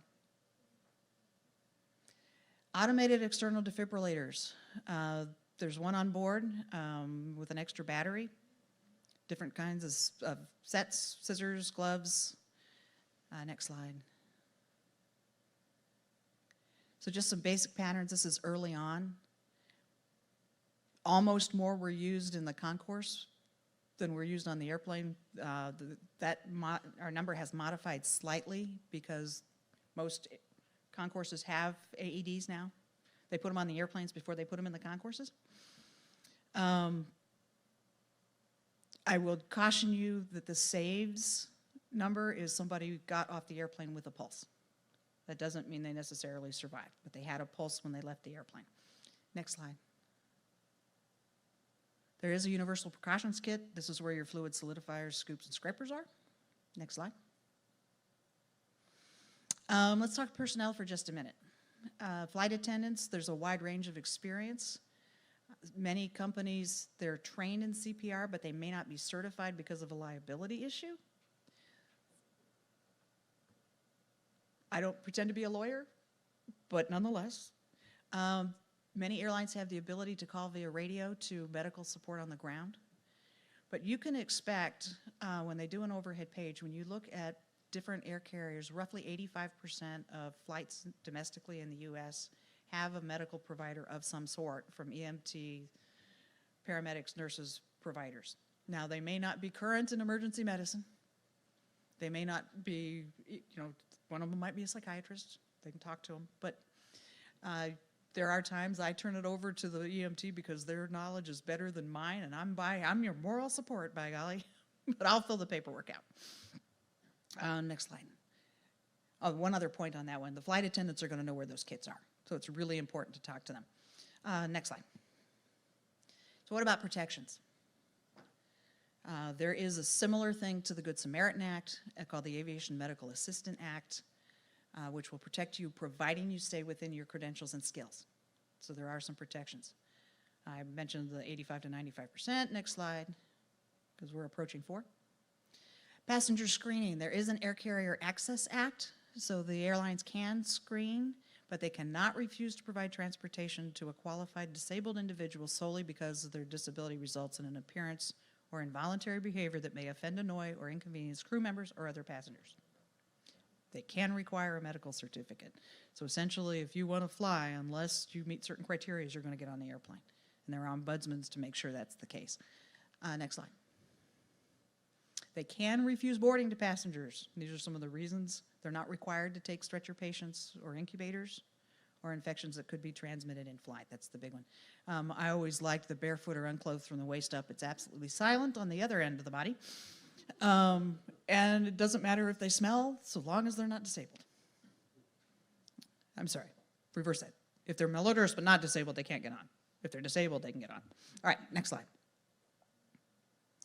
Passenger screening, if they need oxygen in flight, they can bring it provided they meet certain requirements. It has to be approved by the airline prior to flight, and oxygen concentrators are okay. If you have somebody with an IV, make sure it's a vented IV bag because air expands at altitude, and it can get messy in a hurry. Wheelchairs are another one that's a big deal right now, and there's active research trying to see if somebody can actually use their wheelchair and hooked into the floor. That is under investigation, but you may see that in the media. And there are several folks that are looking at that. Next slide. All right.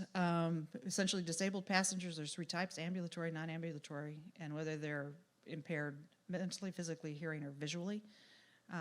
There are a few restrictions that you can't put these people in the exit row, and they try not to put them in the aisle seats if they can help it. Next slide. I talked about that. Next slide. Flight attendants are not required to assist them in eating other than to cut the stuff up, so they may have to have someone with them. They can stow and retrieve carry-on items, assist with the onboard wheelchair, but the flight attendants will not administer medication or offer assistance with various functions or operate medical devices. Next slide. All right, in the interest of time, because I know I am now 1 minute over, I will share these slides. The next several slides are things to consider when somebody goes on to fly and some relative contraindications versus true contraindications. Probably shouldn't put somebody with a real recent MI in an airplane, but feel free to do those. Clary has my email address. Sorry I ran a bit long. I'll hang around for a few minutes if anybody has any questions. Thank you very much. Just a question for the council. How many members of the council have assisted someone on an aircraft during a medical emergency? So it happens quite a bit. So this is very informative to us. This actually would be information that I think the entire EMS community would find value in, knowing what are in those kits, because it was a mystery to me when I first opened it.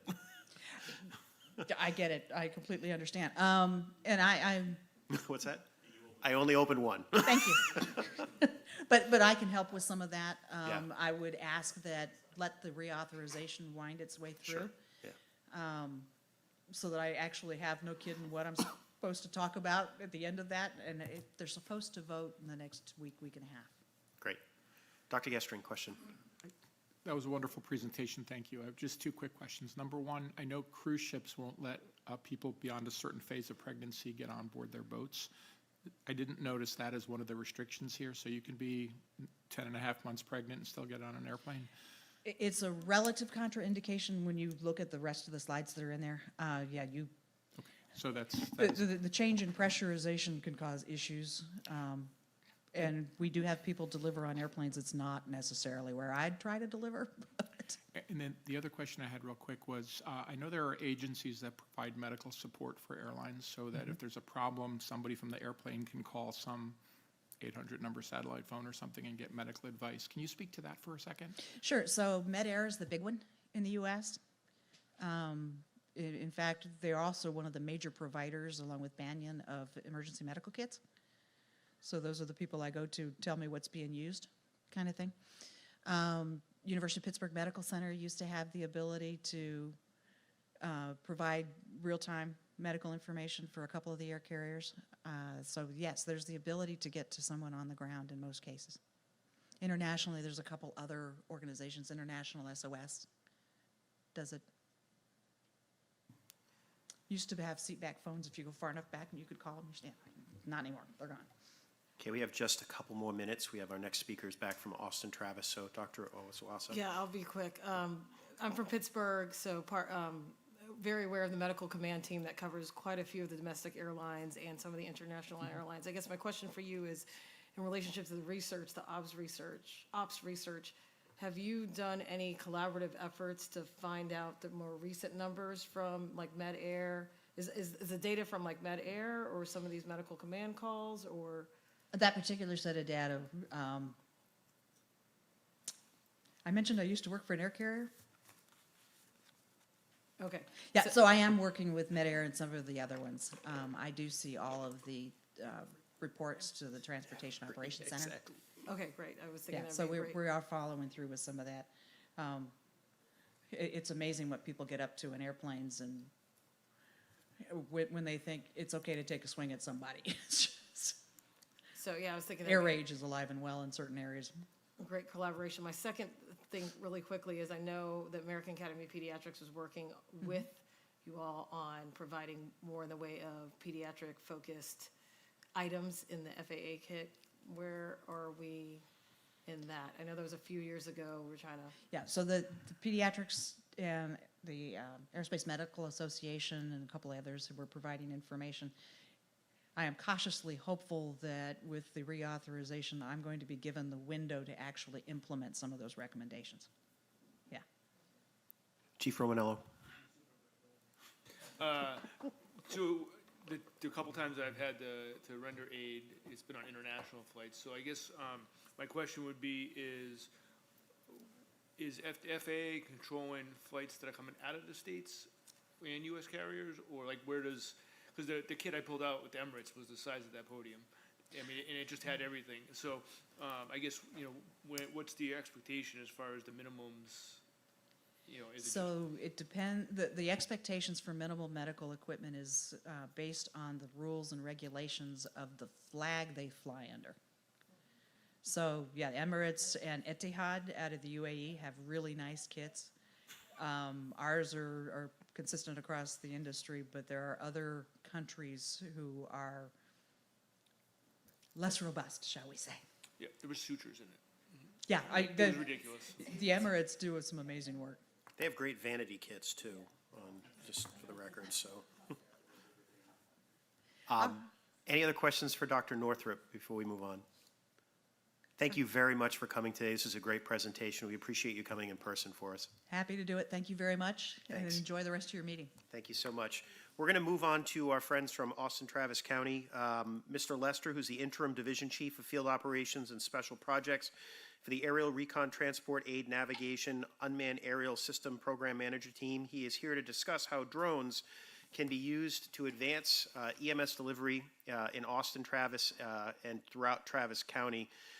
Chief Lester, are you there? Yes, can y'all hear me? So yes, I can, and I will let you know that at 4:40 our time, I need to pause your presentation so that we can hear public comment, which is a statutory requirement for time. But if you aren't finished, then that's fine. We will pick up your presentation on the other side of that 5-minute period. Fantastic. So the Fantastic. floor is yours. Thank you for being here. Awesome, appreciate it. Thank you for the invite. With me as well is Jason Burnside. Let him go ahead and introduce himself. Hi, Jason Burnside. I'm with the Austin Fire Department, and I'm the program manager for the Austin Fire Department's Robotics Emergency Deployment Team, or RED Team for short. All right. Do you have our presentation up there? Or are we screen sharing it from here? If you can screen share, we do not have your presentation. Fantastic. No problem. Give me one moment.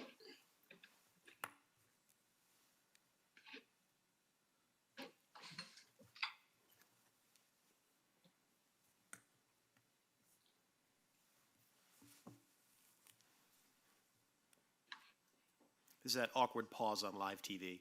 It sure is. Happens to us all the time.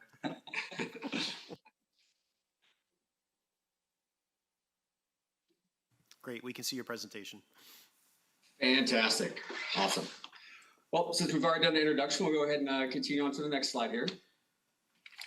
A little bit of what we do and who we serve, right? So we serve a population of about 1.4 million people, covering 1,039 square miles. In 2023, EMS ran right at 158,690 calls for service, and fire just a little bit shorter of that at 109,270. So both very busy departments. And to back up a little bit, we're a third service department. We work really closely with the fire department. So this joint venture of them having a drone team and one ourselves are mutually beneficial, and we work really closely together throughout that whole process. You want to go ahead and do this first? Yeah, so in the Austin Fire Department, we have 1,200 sworn personnel, give or take. We have 8 different battalions, 53 fire stations. We're building our 54th coming up. We're constantly trying to keep up with the growth here in Austin. As Chris had mentioned earlier, by population, we're now the 10th largest city in the United States. Without reading everything off the slide here, we have a pretty robust department with a special operations division, a wildland division. Underneath that special operations division is where the UAS program sits. And we currently have 25 pilots and I want to say around 43 aircraft. All right. For us, 689 sworn employees, 110 civilian, 48 ambulances every day. That's managed by 7 district commanders, full-time special events division. People love to have get-togethers and parties in Austin, and a Homeland Security Emergency Management division as well. And then it goes further into our community health paramedic program, our C4 center, where we triage calls through and send the right resource to the right patient, not just ambulances. Our UAS team, 22 pilots and about 30 aircraft at this time as well. One of the things that makes our teams a little bit different than somebody who decides to go to the store and buy drones is, that's a hobbyist there, right? So in order to make this a program, you have to follow rules, regulations, just like manned aircraft, just like any other, thing you have inside your department. So in the Central Texas region, we've all worked together to grow a program that we all teach together. We speak the same language, and so it allows us to very quickly get together and do mutual aid. Talk a little about that. Yeah, one of the things that we make a point to do is to avoid any kind of silos. EMS is not just running search and rescue and medical type calls with UAS. We are not exclusive to just fire. We work with our law enforcement partners and all the other public safety partners across the region. We have a standardized training, like Chris had mentioned, so that when we do get on scene, we can trust that everybody has similar training. We're all speaking the same language, and there's that interoperability piece that is invaluable. What that does for us is that when our fire department is occupied with a second or a third alarm, and we've got a ton of resources at that on that call, EMS can arrive and they can utilize their drones for our fire, vice versa. If law enforcement has a law enforcement heavy response, either of our programs can jump in and provide that feed for incident command. A little bit how we break up our response and how we do this. Pretty much the same, but different also because of our deployment models. So when we built this program, how can we best use these devices to serve our community? So two of our district commanders, District 6 and 7, they split the county east and west, the county and the city. And so that was our deployment model. We figured that was the best places we could place these aircraft to get to wilderness rescues, flooding events, the quickest way possible. So these resources are auto dispatched to high level rescue, wilderness rescue, swift water, still water, hazmat, any type of MCI or active shooter. as well as, for emergency management, we will fly large events for, water distribution or, locating lost personnel or, events like wildfires, things like that as well, so we can see what all has been damaged. And for the Austin Fire Department, if you see on the screen, there's a lot of overlap, and that's by design. Within our department, we have a thermal aircraft that is on every battalion chief vehicle in the city, along with our field training officers. We have a total of 9 operational aircraft that are deployable across the city. We divide kind of our grid kind of north of the river and south of the river. So with the EMS east and west, and we're north and south, we have pretty good coverage all across the city at any given time. Our dispatch protocol, again, very similar. Anything that is a second alarm or greater, where we have a larger scale fire for either your standard structure fire, you have mid-rise, high-rise, brush fires, things like that in kind of the wildland space, as well as, like Chris had mentioned here, rescue task force, water rescues, hazmat calls, and then your active attack type calls.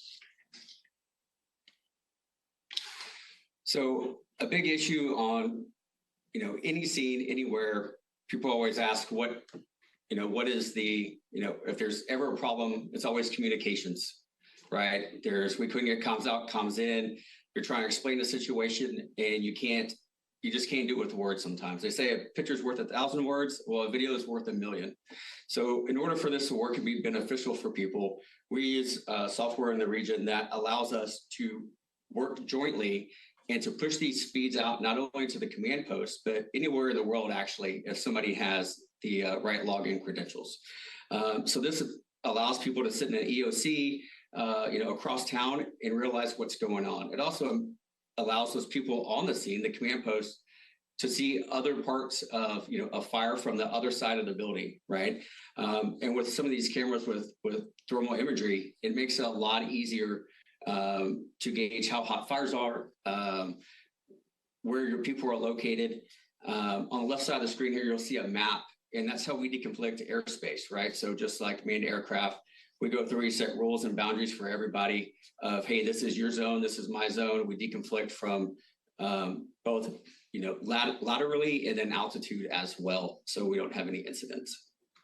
And one of the big things that we try and emphasize that we've done very effectively here in Central Texas is that there's no one particular agency that is having to shoulder the burden of, a large scale citywide event like South by Southwest, Austin City Limits Music Festival, even when F1 comes into town at Circuit of the Americas. It is we have multiple different agencies that are working together collaboratively to take a piece of that airspace so that we're working together, operating together, constantly communicating together, and this works really, really effectively and translates well even in the EOC. So if we're in the room with you guys right now, we'd ask this question of between the agencies, how many hours of flight time you thought we might have, but we take a little poll, but we're not there, so we'll just skip that part of it.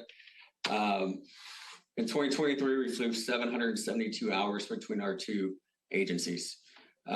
Sometimes you look at that number and it seems really small. You start breaking that down to how many hours in a week, and what we're doing with these, it's quite a bit of time. We keep our pilots really busy, and both agencies and the city itself really enjoy what we're doing and how we provide them information. So what's next? This is, kind of the beginning, right? So, when we wrote our, SOGs for these things, we wrote them thinking about what we're going to use this technology for, but also left it open, right? Because you find new things to use it for all the time. So we have community health paramedics who are using these in the streets right now, who actually have a presentation in San Antonio tomorrow for street med, because they go in the woods and this is how they locate homeless camps. And then with this technology, they give, using what 3 words, they give people experiencing homelessness addresses. So they can put addresses using what 3 words on those homeless camps. This also allows somebody who is not in the woods to provide an overwatch, right? Because some of these areas have wild dogs, people sneaking up. Not everybody wants assistance. So somebody is able to sit back, provide intel coming in, and they also stream that out to their supervisors as well. So to see what kind of work they're doing. With that as well, a lot of places are starting to get DFR, so drone as a first responder. As far as EMS goes, we're looking heavily into this because of opiate epidemic. A lot of these systems that you can integrate with your CAD dispatch, and it sits there and blinks in the background saying, I can deliver that Narcan within 90 seconds. It's going to take your ambulance 5 minutes. So if a drone is able to launch, deliver Narcan to somebody while they're on the phone with 911 and told how to administer it, that saved us a lot of time, right? So better patient outcomes. That's as well as with, blood, AEDs, you name it, whatever it may be, we can get this resource someplace faster without being stuck in traffic and having to put those valuable resources on as many vehicles, right? So we can get stuff there a lot quicker. We've had a couple of wins using this. If we get ice in Central Texas, the city shuts down, right? It just doesn't work well. We're not made for that. And we had an incident a couple of years ago where we couldn't get up a hill with any of our four-wheel drive vehicles to get somebody who called 911. All they needed was their insulin, but we couldn't get up there to them. So it was really easy to work with our community health folks and our doctors, get the insulin, put it on the drone, and go land it in their front driveway, and their wife could walk outside and grab the insulin, right? Big problem solved with very little technology. Can you talk about that a little bit? To Chris's point, not isolating yourself on as you're creating your policy and procedure for what these things will be used for, but leaving it open-ended for the possibilities. We continue to find new ways that we are able to deliver different products or things to our patients. One of the things that's being used pretty extensively right now is on the East Coast with FDNY. They've been assisting with swimmers at the beach and things along those lines. We've partnered with them, and one of the things that we're utilizing the drones now for is we're training with our Swiftwater our Swiftwater swimmers and boat operators to integrate the use of drones in that space. We are being able to provide that bird's eye view to people in a boat and help them determine where patients are located. If they are, stranded on top of a vehicle, if they're 2 blocks over on top of their rooftops, we can rapidly identify that and send that to, their cell phone that's in the boat and give them an easy way to access that location. As well as we're utilizing drop systems on our drones to send what's called a rest tube, which is a inflatable rescue device. As soon as it hits the water, it deploys a flotation device. So somebody, any kind of swimmer out on one of our lakes that's struggling, we could deliver that to them very rapidly while we're getting other resources, either a boat team or a lifeguard or something like that out to that patient. As well as sending out PFDs, personal flotation devices, to people in any number of circumstances. I want to say probably the most exciting thing is the emergence of eVTOLs, which we're looking at as well. Those are vertical takeoff and landing vehicles. I had the privilege of being in these papers with Johnny Dew, who is head of research for NASA for eVTOL technology. He reached out, and these two papers are really fantastic to get more information on that and gives departments things to think about of how to use this technology of drones, if you will, that carry people. That's me sitting in one right there that's made out of Austin, Texas. There are, I think, 12 companies right now in the United States making various forms of these. So used for natural disasters, they won't ever replace a helicopter or anything like that, just because lift capabilities, duration, things like that. But if you're here and you need to get on the other side of there, you can get there very quickly. And then also in the use of that for the next paper, the use of eVTOL aircraft for first responder, police, and medical transport applications. That's an everyday approach to how can we bypass traffic, things like that, and get people and the right resources and tools to a place very quickly without necessarily having to be in an ambulance. So that frees up a lot of time, and you're able to get to places a lot quicker due to this type of aircraft. So In my mind, when I started EMS 20-something years ago, and I never thought we'd be flying drones, much less having this technology coming out. And this takes up a whole lot of my time now with looking at that research and how we can make that work here to better serve our community. Hey, Chief, I just wanted to give you about a 5-minute warning before our next speaker comes, and I want to make sure you have an opportunity to get all your information in and to hear some questions from the council. Fantastic. We'll speed it up a little bit. We'll talk about some considerations here. Yeah, considerations for, other public safety entities that were, looking to start up a program. One of the big takeaways that we have had over 10 years of developing our program and working with our public safety partners is making sure, you are diversifying your public safety fleet so you have different capabilities for different needs. Interoperability, as we've discussed, is absolutely vital, making sure that you have a way to share the airspace safely and effectively, share your drone feeds, both with other agencies, regardless of what type of drone they're flying, and then being able to stream that anywhere to who needs it. Talking about reliability, things like thermal cameras have become absolutely essential in what we do for a multitude of different reasons.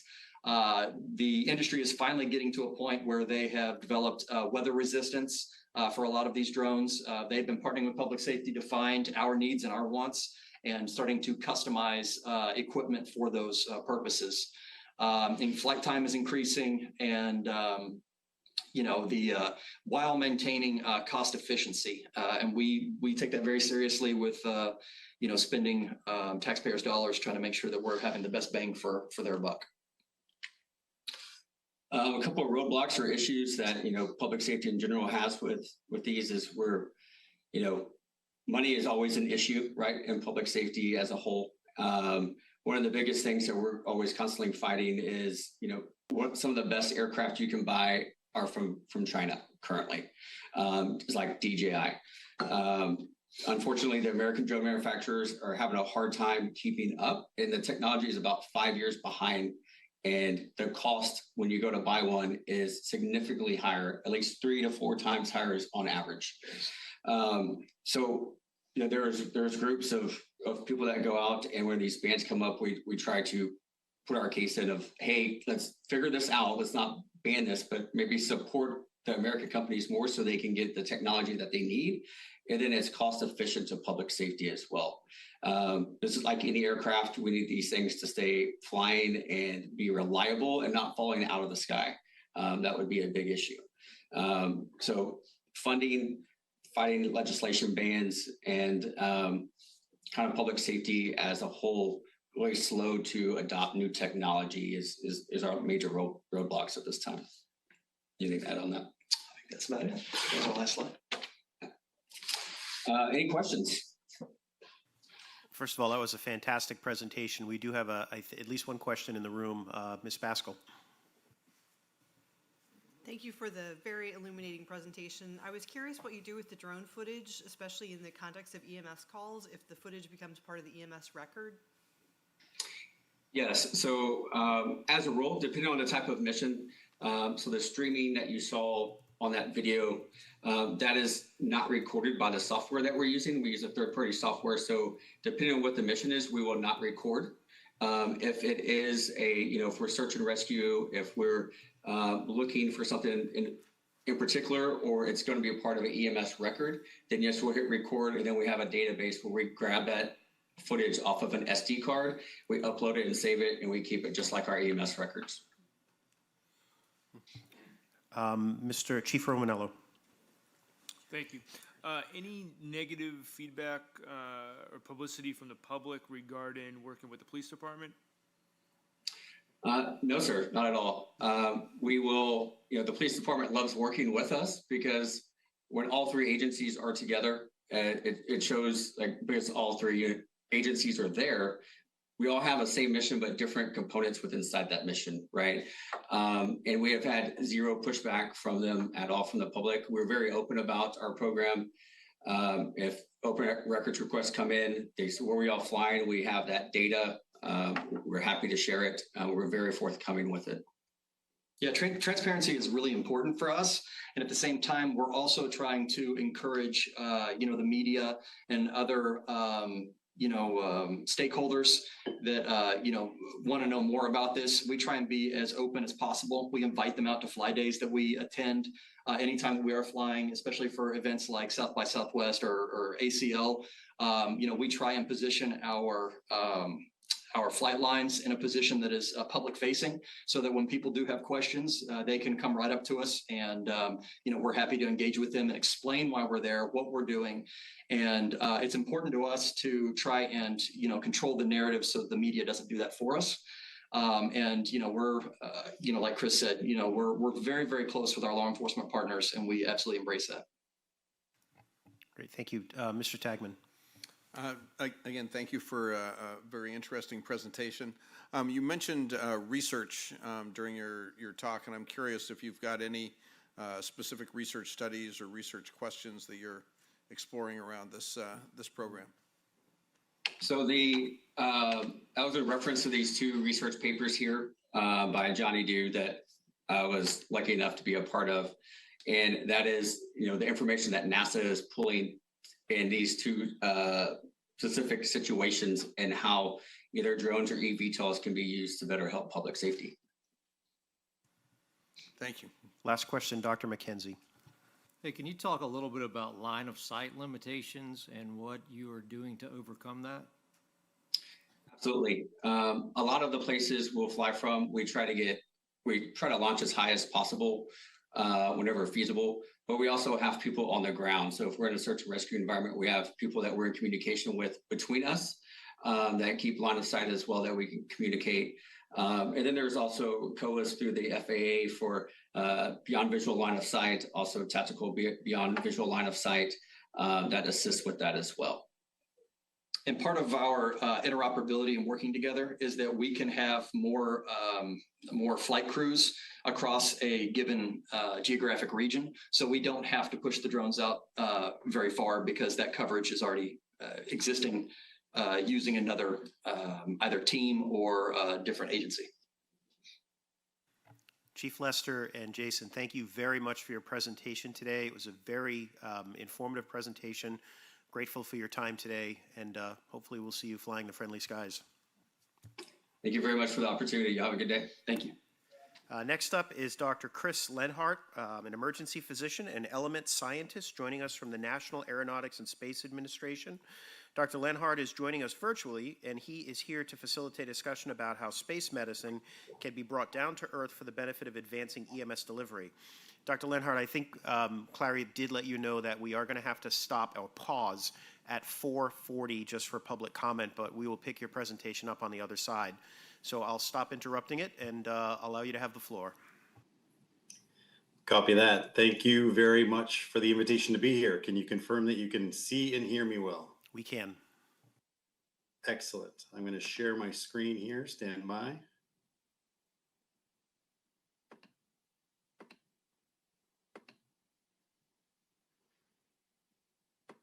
All right. Can you confirm that you can see my screen? We can. Excellent. So thank you again for the invitation to be here. I'm now going to do something completely different from what y'all have been talking about before. I appreciated hearing the call out to NASA from our friends in Austin with their drone work. That's exciting to hear. So as mentioned, I am the element scientist in the exploration medical capability element of the NASA Human Research Program. I'm also an associate professor at the Baylor College of Medicine in the Department of Emergency Medicine and the Center for Space Medicine. And in a previous life, I was a medical director of a campus EMS service at George Washington University. All right, so why are we talking about space here Dr. today? Lenhart, So sorry to interrupt. About... Is there any chance that you can make that into a full screen presentation? Stand by. It's full screen for me, so I will see if I can make that happen. All right, I'm now starting the slideshow. Can you see the slideshow? We cannot.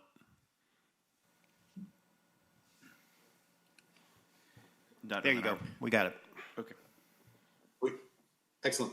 We're all good? Proceed? Yep. Very good. All right. So the story I'll tell you here is a little bit about our work here at NASA, and then I'll try to draw a direct line to ways that I believe that this work can assist with our efforts to take care of people here on Earth as well. So what you see here is the International Space Station. This has been flying now for more than 20 years. We've had people on board every minute of every day for 23 years now. And we've gotten really good at taking care of these folks in space. We have excellent screening protocols. We do very rigid health maintenance activities. And we have protocols and procedures and equipment in place to take care of medical emergencies and minor medical events if they were to occur. But our future looks very different than what we are doing today. And NASA's goal is to send humans to Mars. And if the space station is only 250 miles above us, it's closer than Houston is to Dallas. But Mars is thousands and thousands of times further away than the space station. And so in order to prepare for human missions to Mars, we have to think about the challenges that we're going to face on this type of mission. And so what you see here is just an outline of how today looks and how it compares to tomorrow. And our current state on the space station, we have strong consumables resupply. We have missions that last anywhere from 6 months to a year. We have real-time communications, the ability to return samples to Earth. And if something bad happens medically, we can have folks back on Earth in a minimum of 6 hours. And as a result, Dr. Lenhart, I'm so sorry. Your presentation is not advancing here. It's reverted back to the regular pre-screen show presentation with the leading slide, the front slide. Dr. Lenhart, we're going to take over the presentation if you don't mind and pick up where you... Yes, please. And then just let us know when you're ready for the next slide. All right, sounds great.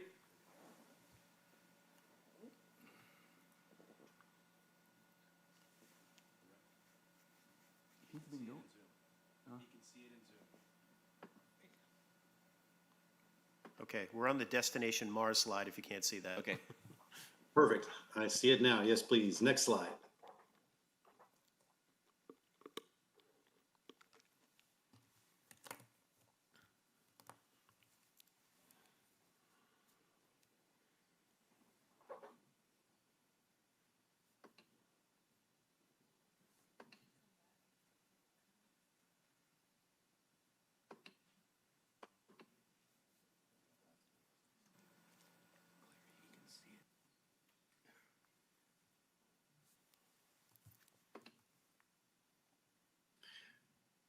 Do you see the slide with the comparison between current state and future state?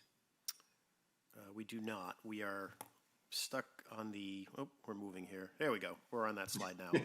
And all right, very good. Go right ahead. Sorry. And I apologize because I'm going to interrupt you in 3 minutes for public comment, but we definitely, we want to continue this. This is a fascinating presentation, so I'm sorry.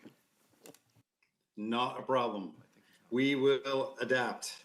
Dr. So Lenhart, if you could look at the Zoom at the top and find the admin slide, and that might make it so that you can see both yourself and the presentation, so everything kind of syncs up. Copy that. I see myself and I see the slide. Cool. All right. So as stated, our current state today is strong consumables resupply, real-time communications, sample returns, and emergency evacuation is possible. And as a result, our entire concept of operations for medical care on the space station is essentially a scoop and run mentality. If something bad happens, we leave and we come back to Earth. For a Mars mission, though, this is an entirely different paradigm. We are 2 to 3 years in mission. We may be at least a year or more at any given time from home. There's no consumables resupply. There's no real-time communications because of the speed of light and comm delays. there are no sample returns, and there is no emergency evacuation possible. And so as a result, we are very much in a different paradigm for Mars. We are in a stay and play paradigm, which means we have to expand our onboard medical care for Mars, and we have to start to develop Earth independence in terms of our operations. Next slide, please.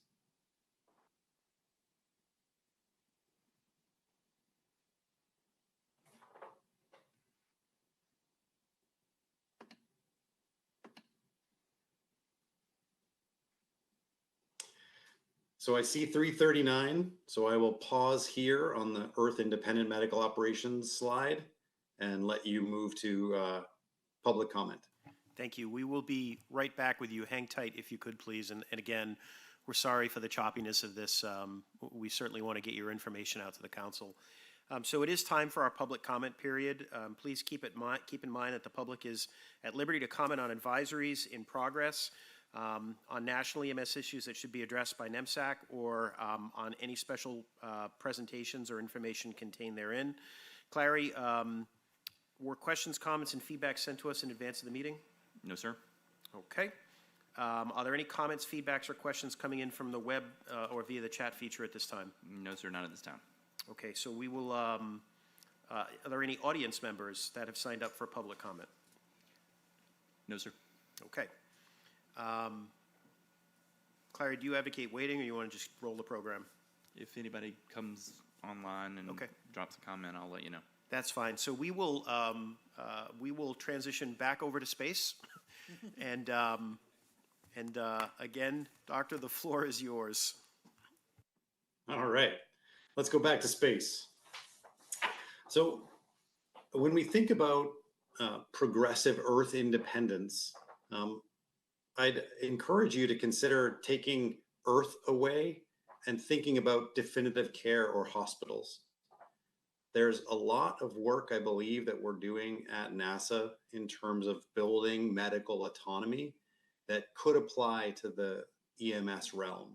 And so as our paradigm shifts from Earth dependence to Earth independence, NASA is starting to consider how we can have more in situ analysis capabilities in space, how we can do enhanced medical procedure support in mission, how we can develop advanced computing tools that will assist us in performing clinical decision-making tasks. And then lastly, how can we make the best possible use of all of our resources in efficient and novel ways to minimize the need for resupply? Next slide, please.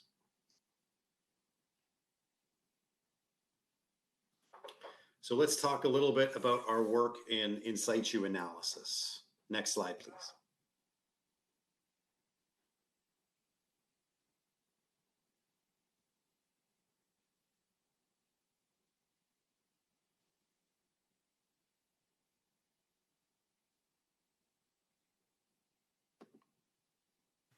So if you can't see it, we're on the white blood cell analyzer slide. Perfect. That is where I was hoping you were. Excellent. So what you see here is a technology demonstration that we did on the space station of a point of care white blood cell analysis device. This is something that's never been possible in space before. And what we did was we bought a commercial off-the-shelf device. We modified it for use in the microgravity environment of space. And then we flew it to the space station and successfully demonstrating it with both control solutions and with actual human blood from one of our astronauts. And this demonstration is important because the ability to perform a white blood cell analysis in spaceflight could assist us with diagnosing infection as well as looking at acute radiation exposure.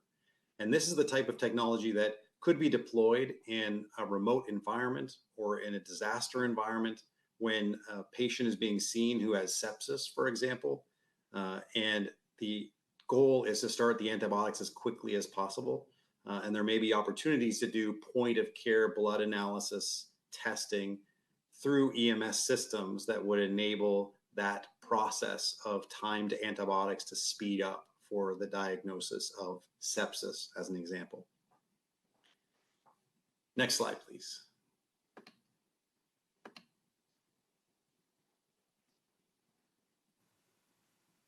We are on your point of care blood analysis slide. Thank you very much. We've also been working with companies that are developing new technologies through small business innovation research grants. And this is another opportunity for both NASA and potentially for the EMS community to get their needs known by the developers of new medical technology so that they can develop their technology with our use cases in mind. And so NASA worked with a company specifically to develop a technology called the R Health One, where they took into account the needs of the spaceflight environment and the needs of NASA when looking at how they would develop a new point of care lab analysis device. And that partnership has led to a spaceflight demonstration on the International Space Station, where we confirm that the device did work as intended in the microgravity environment. So yet again, another opportunity for point of care analysis in space that may also have applications to remote locations or disaster situations or various EMS agencies, depending upon their location and the proximity of definitive care or a hospital nearby. Next slide, please.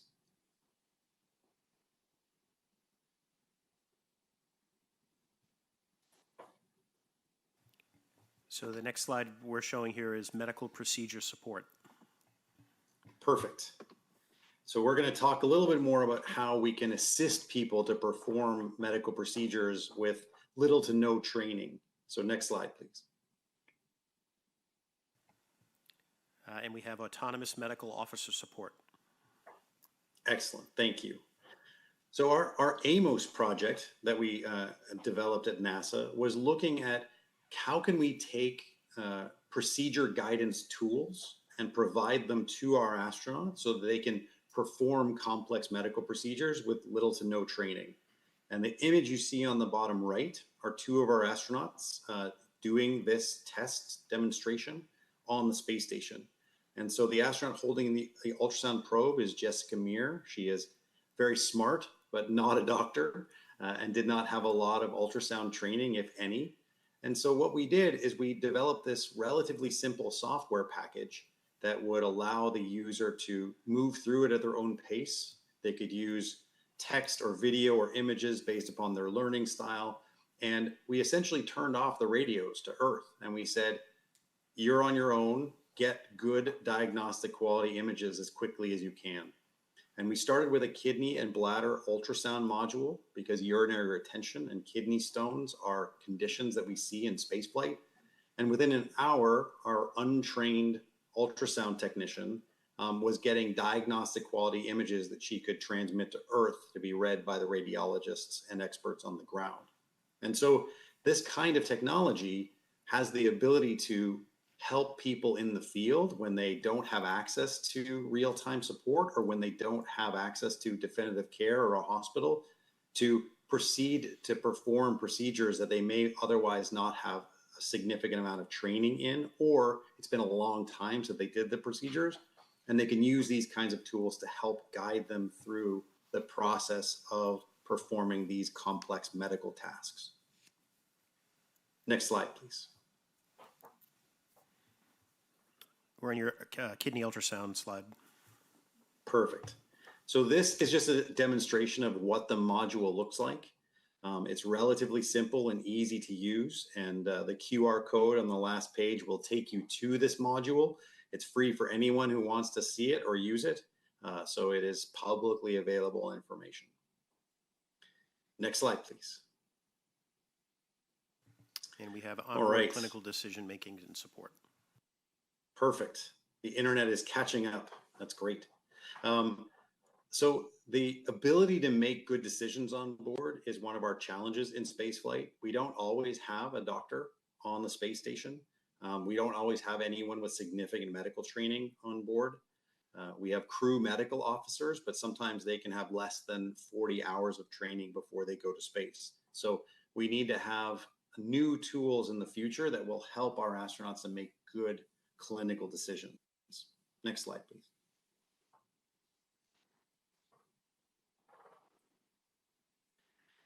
And so the first step in doing that is gathering all of the data in one place. And so this is kind of the holy grail of a lot of things in medicine. We are all used to using lots of different systems, and they don't all talk to each other. And what we're trying to do is we're trying to create an integrated data architecture for our future vehicles that will take all information related to crew health and performance and aggregate it in one place, and then display that information back to the crew so that they can use that information to make good decisions. So if you can imagine a circumstance in which every piece of medical tech that you touch talks to each other and transmits and stores all of their data together, and including access to an EHR or EMR and all the astronauts' personal data or the patient's personal data, that is the goal of what we are trying to accomplish in our future missions in spaceflight. Next slide, please. And once you have aggregated and collected all of that data, you can then start to look at advanced computing tools that can analyze that information in a meaningful way. And so all of the advancements in artificial intelligence and all of the new tools that may be coming online in the next few years in terms of medical support or clinical decision support tools, they rely upon lots of information.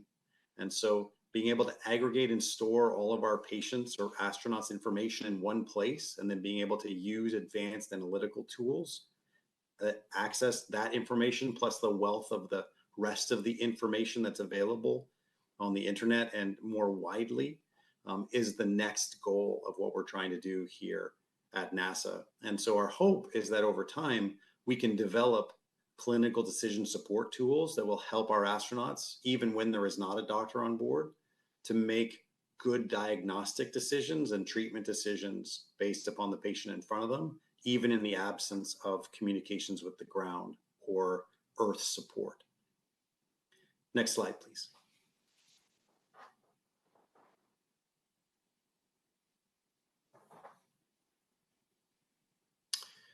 All right, and last but not least, the novel use of onboard resources. We have to be incredibly efficient in what we're doing in spaceflight to reduce the need for resupply. And this type of capability also may have applications, again, to disaster situations or remote locations or pre-hospital situations. Next slide, please.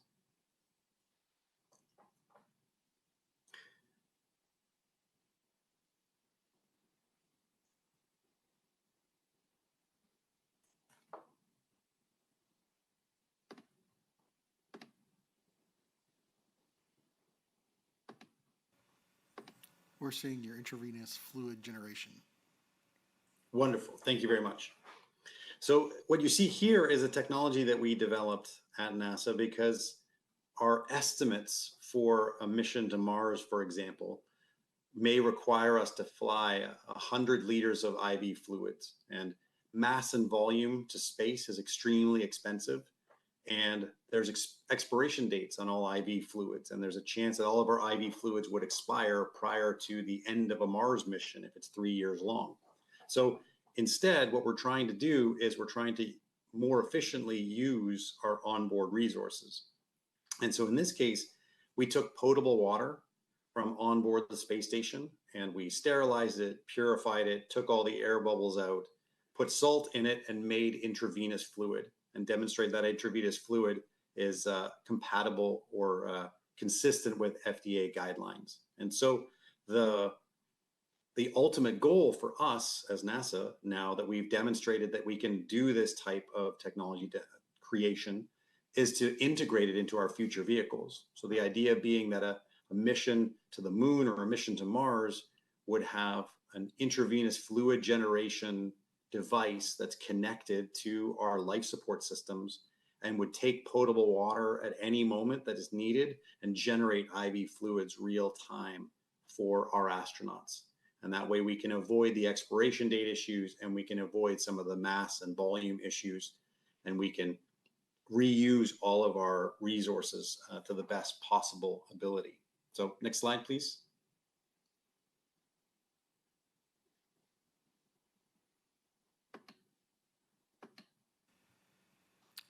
ISS check demonstration. Wonderful, thank you. So after demonstrating this in space, we're now working on miniaturizing this capability. We're hoping that it's going to be the size of about a large lunchbox. And we are hoping that it will be able to have applications beyond spaceflight. So again, in resource poor areas or in disaster areas, there may even be a day where every ambulance could have a tank of water on board that you would make IV fluids from, or every hospital would have potable water that they have access to, and it all comes out of a spigot on the wall, and you don't need bags anymore, and everything has a pump built in, and it can deliver whatever pressure of fluids you want to give to the patient as they need it. So this is another example of a technology that has spaceflight applications, but also could have a number of potential terrestrial applications that would be beneficial for all of us. Next slide, please. Questions? And with that, I'll end here, and I'll happily take any questions that you may have. Mr. Tagman to start. Thank you. I'm kind of blown away by what you've done and the ways you've thought through things. You mentioned the use of artificial intelligence, and we've certainly had some conversations around that. And so I'm curious as to how you're exploring the use of artificial intelligence for both diagnostic and treatment support for flights without physicians on board. It's a challenging question, to be honest, and the reality is that a lot of our artificial intelligence tools that are publicly available right now, there's lots of concerns about hallucinations and whether or not they're using appropriate references and where the information or data is coming from. So everything that we're doing is with a touch of caution and skepticism. But we are starting to look at creating partnerships with some of the players in the industry. We've had discussions with Microsoft and Google, again, about how we could use some of their artificial intelligence tools for our NASA work. The way that we're doing that to start is very small in pilot projects. And more than anything, we're trying to explain to those companies what our NASA needs are, and then allowing them to do their own development based upon those use cases, and then have them bring back to us what they've created and what they've worked on. So in a lot of ways right now, it is a fairly loose partnership. We don't have a lot of investment yet in artificial intelligence from a crew health and performance perspective, but we're starting to dip our toe into the water, and we're doing that through pilot projects and some early associations and agreements with some of the players in the industry. Thank you. Dr. Gestring. Fascinating presentation. I just had some kind of a practical preventative medicine type of questions. So, in the old days when people disappeared on submarines, they had their appendix taken out before they went. So now, the surgical literature is talking about, things like appendicitis can be treated maybe with antibiotics. Are you expecting that your astronauts are going to leave Earth without a gallbladder and an appendix, for instance? We're going to take those organs out when they're healthy so that 5 years from now we don't have to hear about it over the radio. And then the related question, things like total body CAT scan, total body MRI, looking for little tiny bumps and bruises that maybe we didn't know they have, but maybe a sarcoma or a thyroid mass or something like that. You want to make absolutely sure that they don't have any of those things before they disappear for an extended period of time. Yes, those are both excellent points. So I'll start with the first one. You're absolutely right. The possibility of appendicitis or cholecystitis does exist for our astronauts if they still have those organs. Some of our data and some of our analysis has shown that the risk of prophylactically removing them causes an associated increased risk in things like small bowel obstructions and adhesions. So the data least today, does not support prophylactically removing those organs. But given a long needle and a drainage tube and IV antibiotics, if an abscess does form, or if anyone develops a significant infection as a result of those conditions, we should be able to treat those in the spaceflight environment, even without surgical capabilities. But the screening of our astronauts is substantial. And to get selected as an astronaut, you do get extensively screened from head to toe, looking for any and all problems that you may have. It's not a whole body MRI as of yet.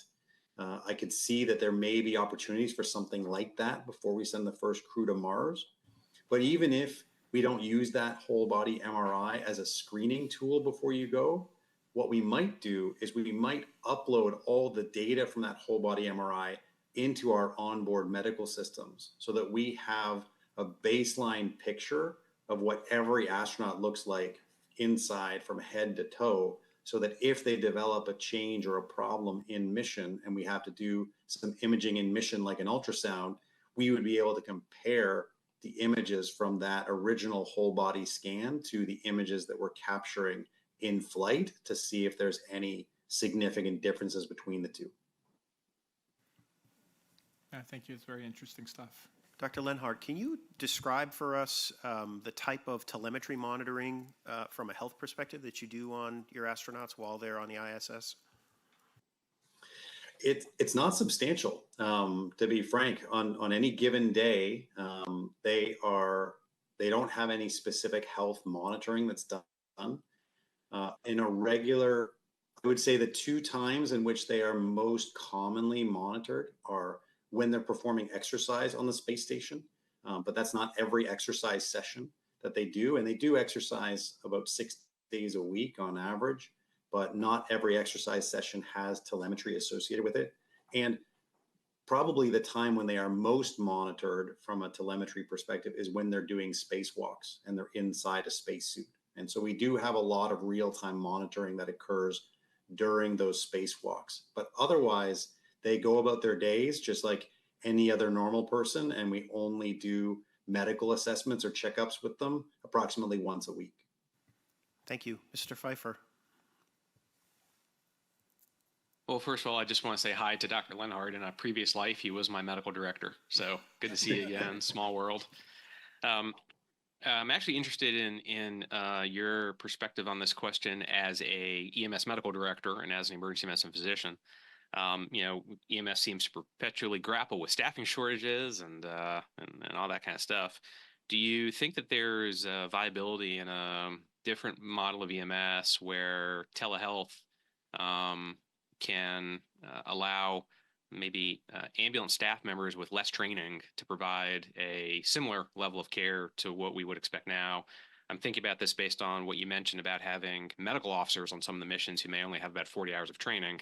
Granted, I imagine those medical officers are pretty extensively educated in many adjacent fields in order to get that billet. But, it does kind of raise the idea that perhaps if somebody could be guided in, more or less real time through a procedure, they could maintain that level of service that many communities have come to expect. What are your thoughts on that?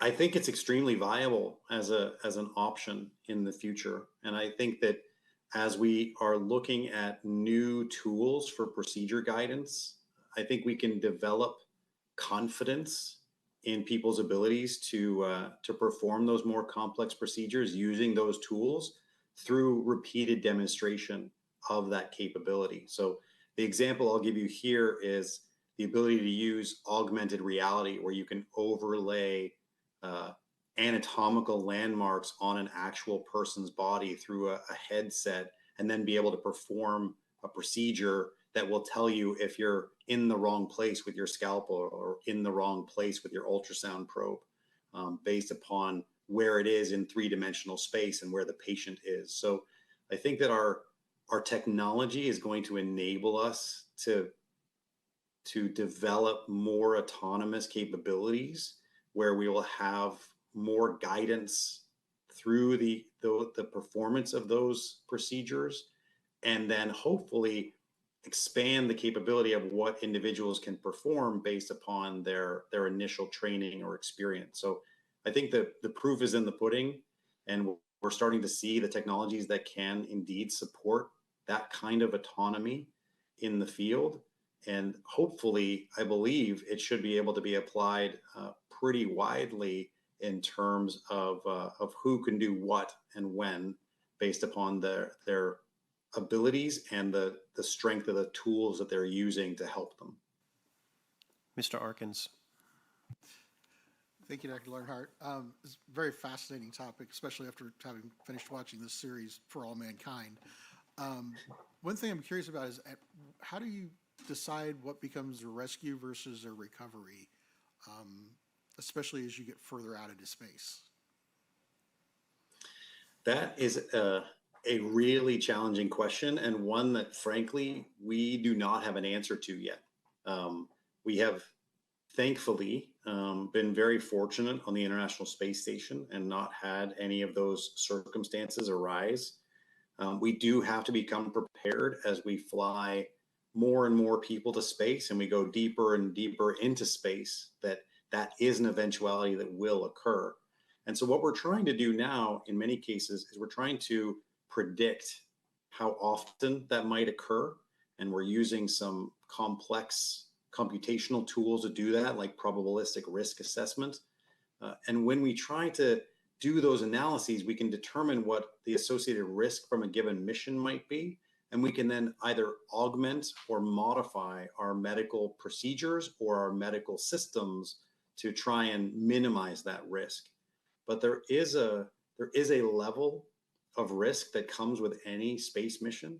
And especially when we are trying to do a Mars mission, we have to determine what is our acceptable risk of losing the crew on a Mars mission versus our desire to execute that mission. And that operational distinction or determination is going to be incredibly important for us to make the decision to send people to Mars. But we know that there's a possibility of people dying in space, and we do have protocols in place for that on orbit, and we'll have to have protocols in place for that for a Mars mission as well.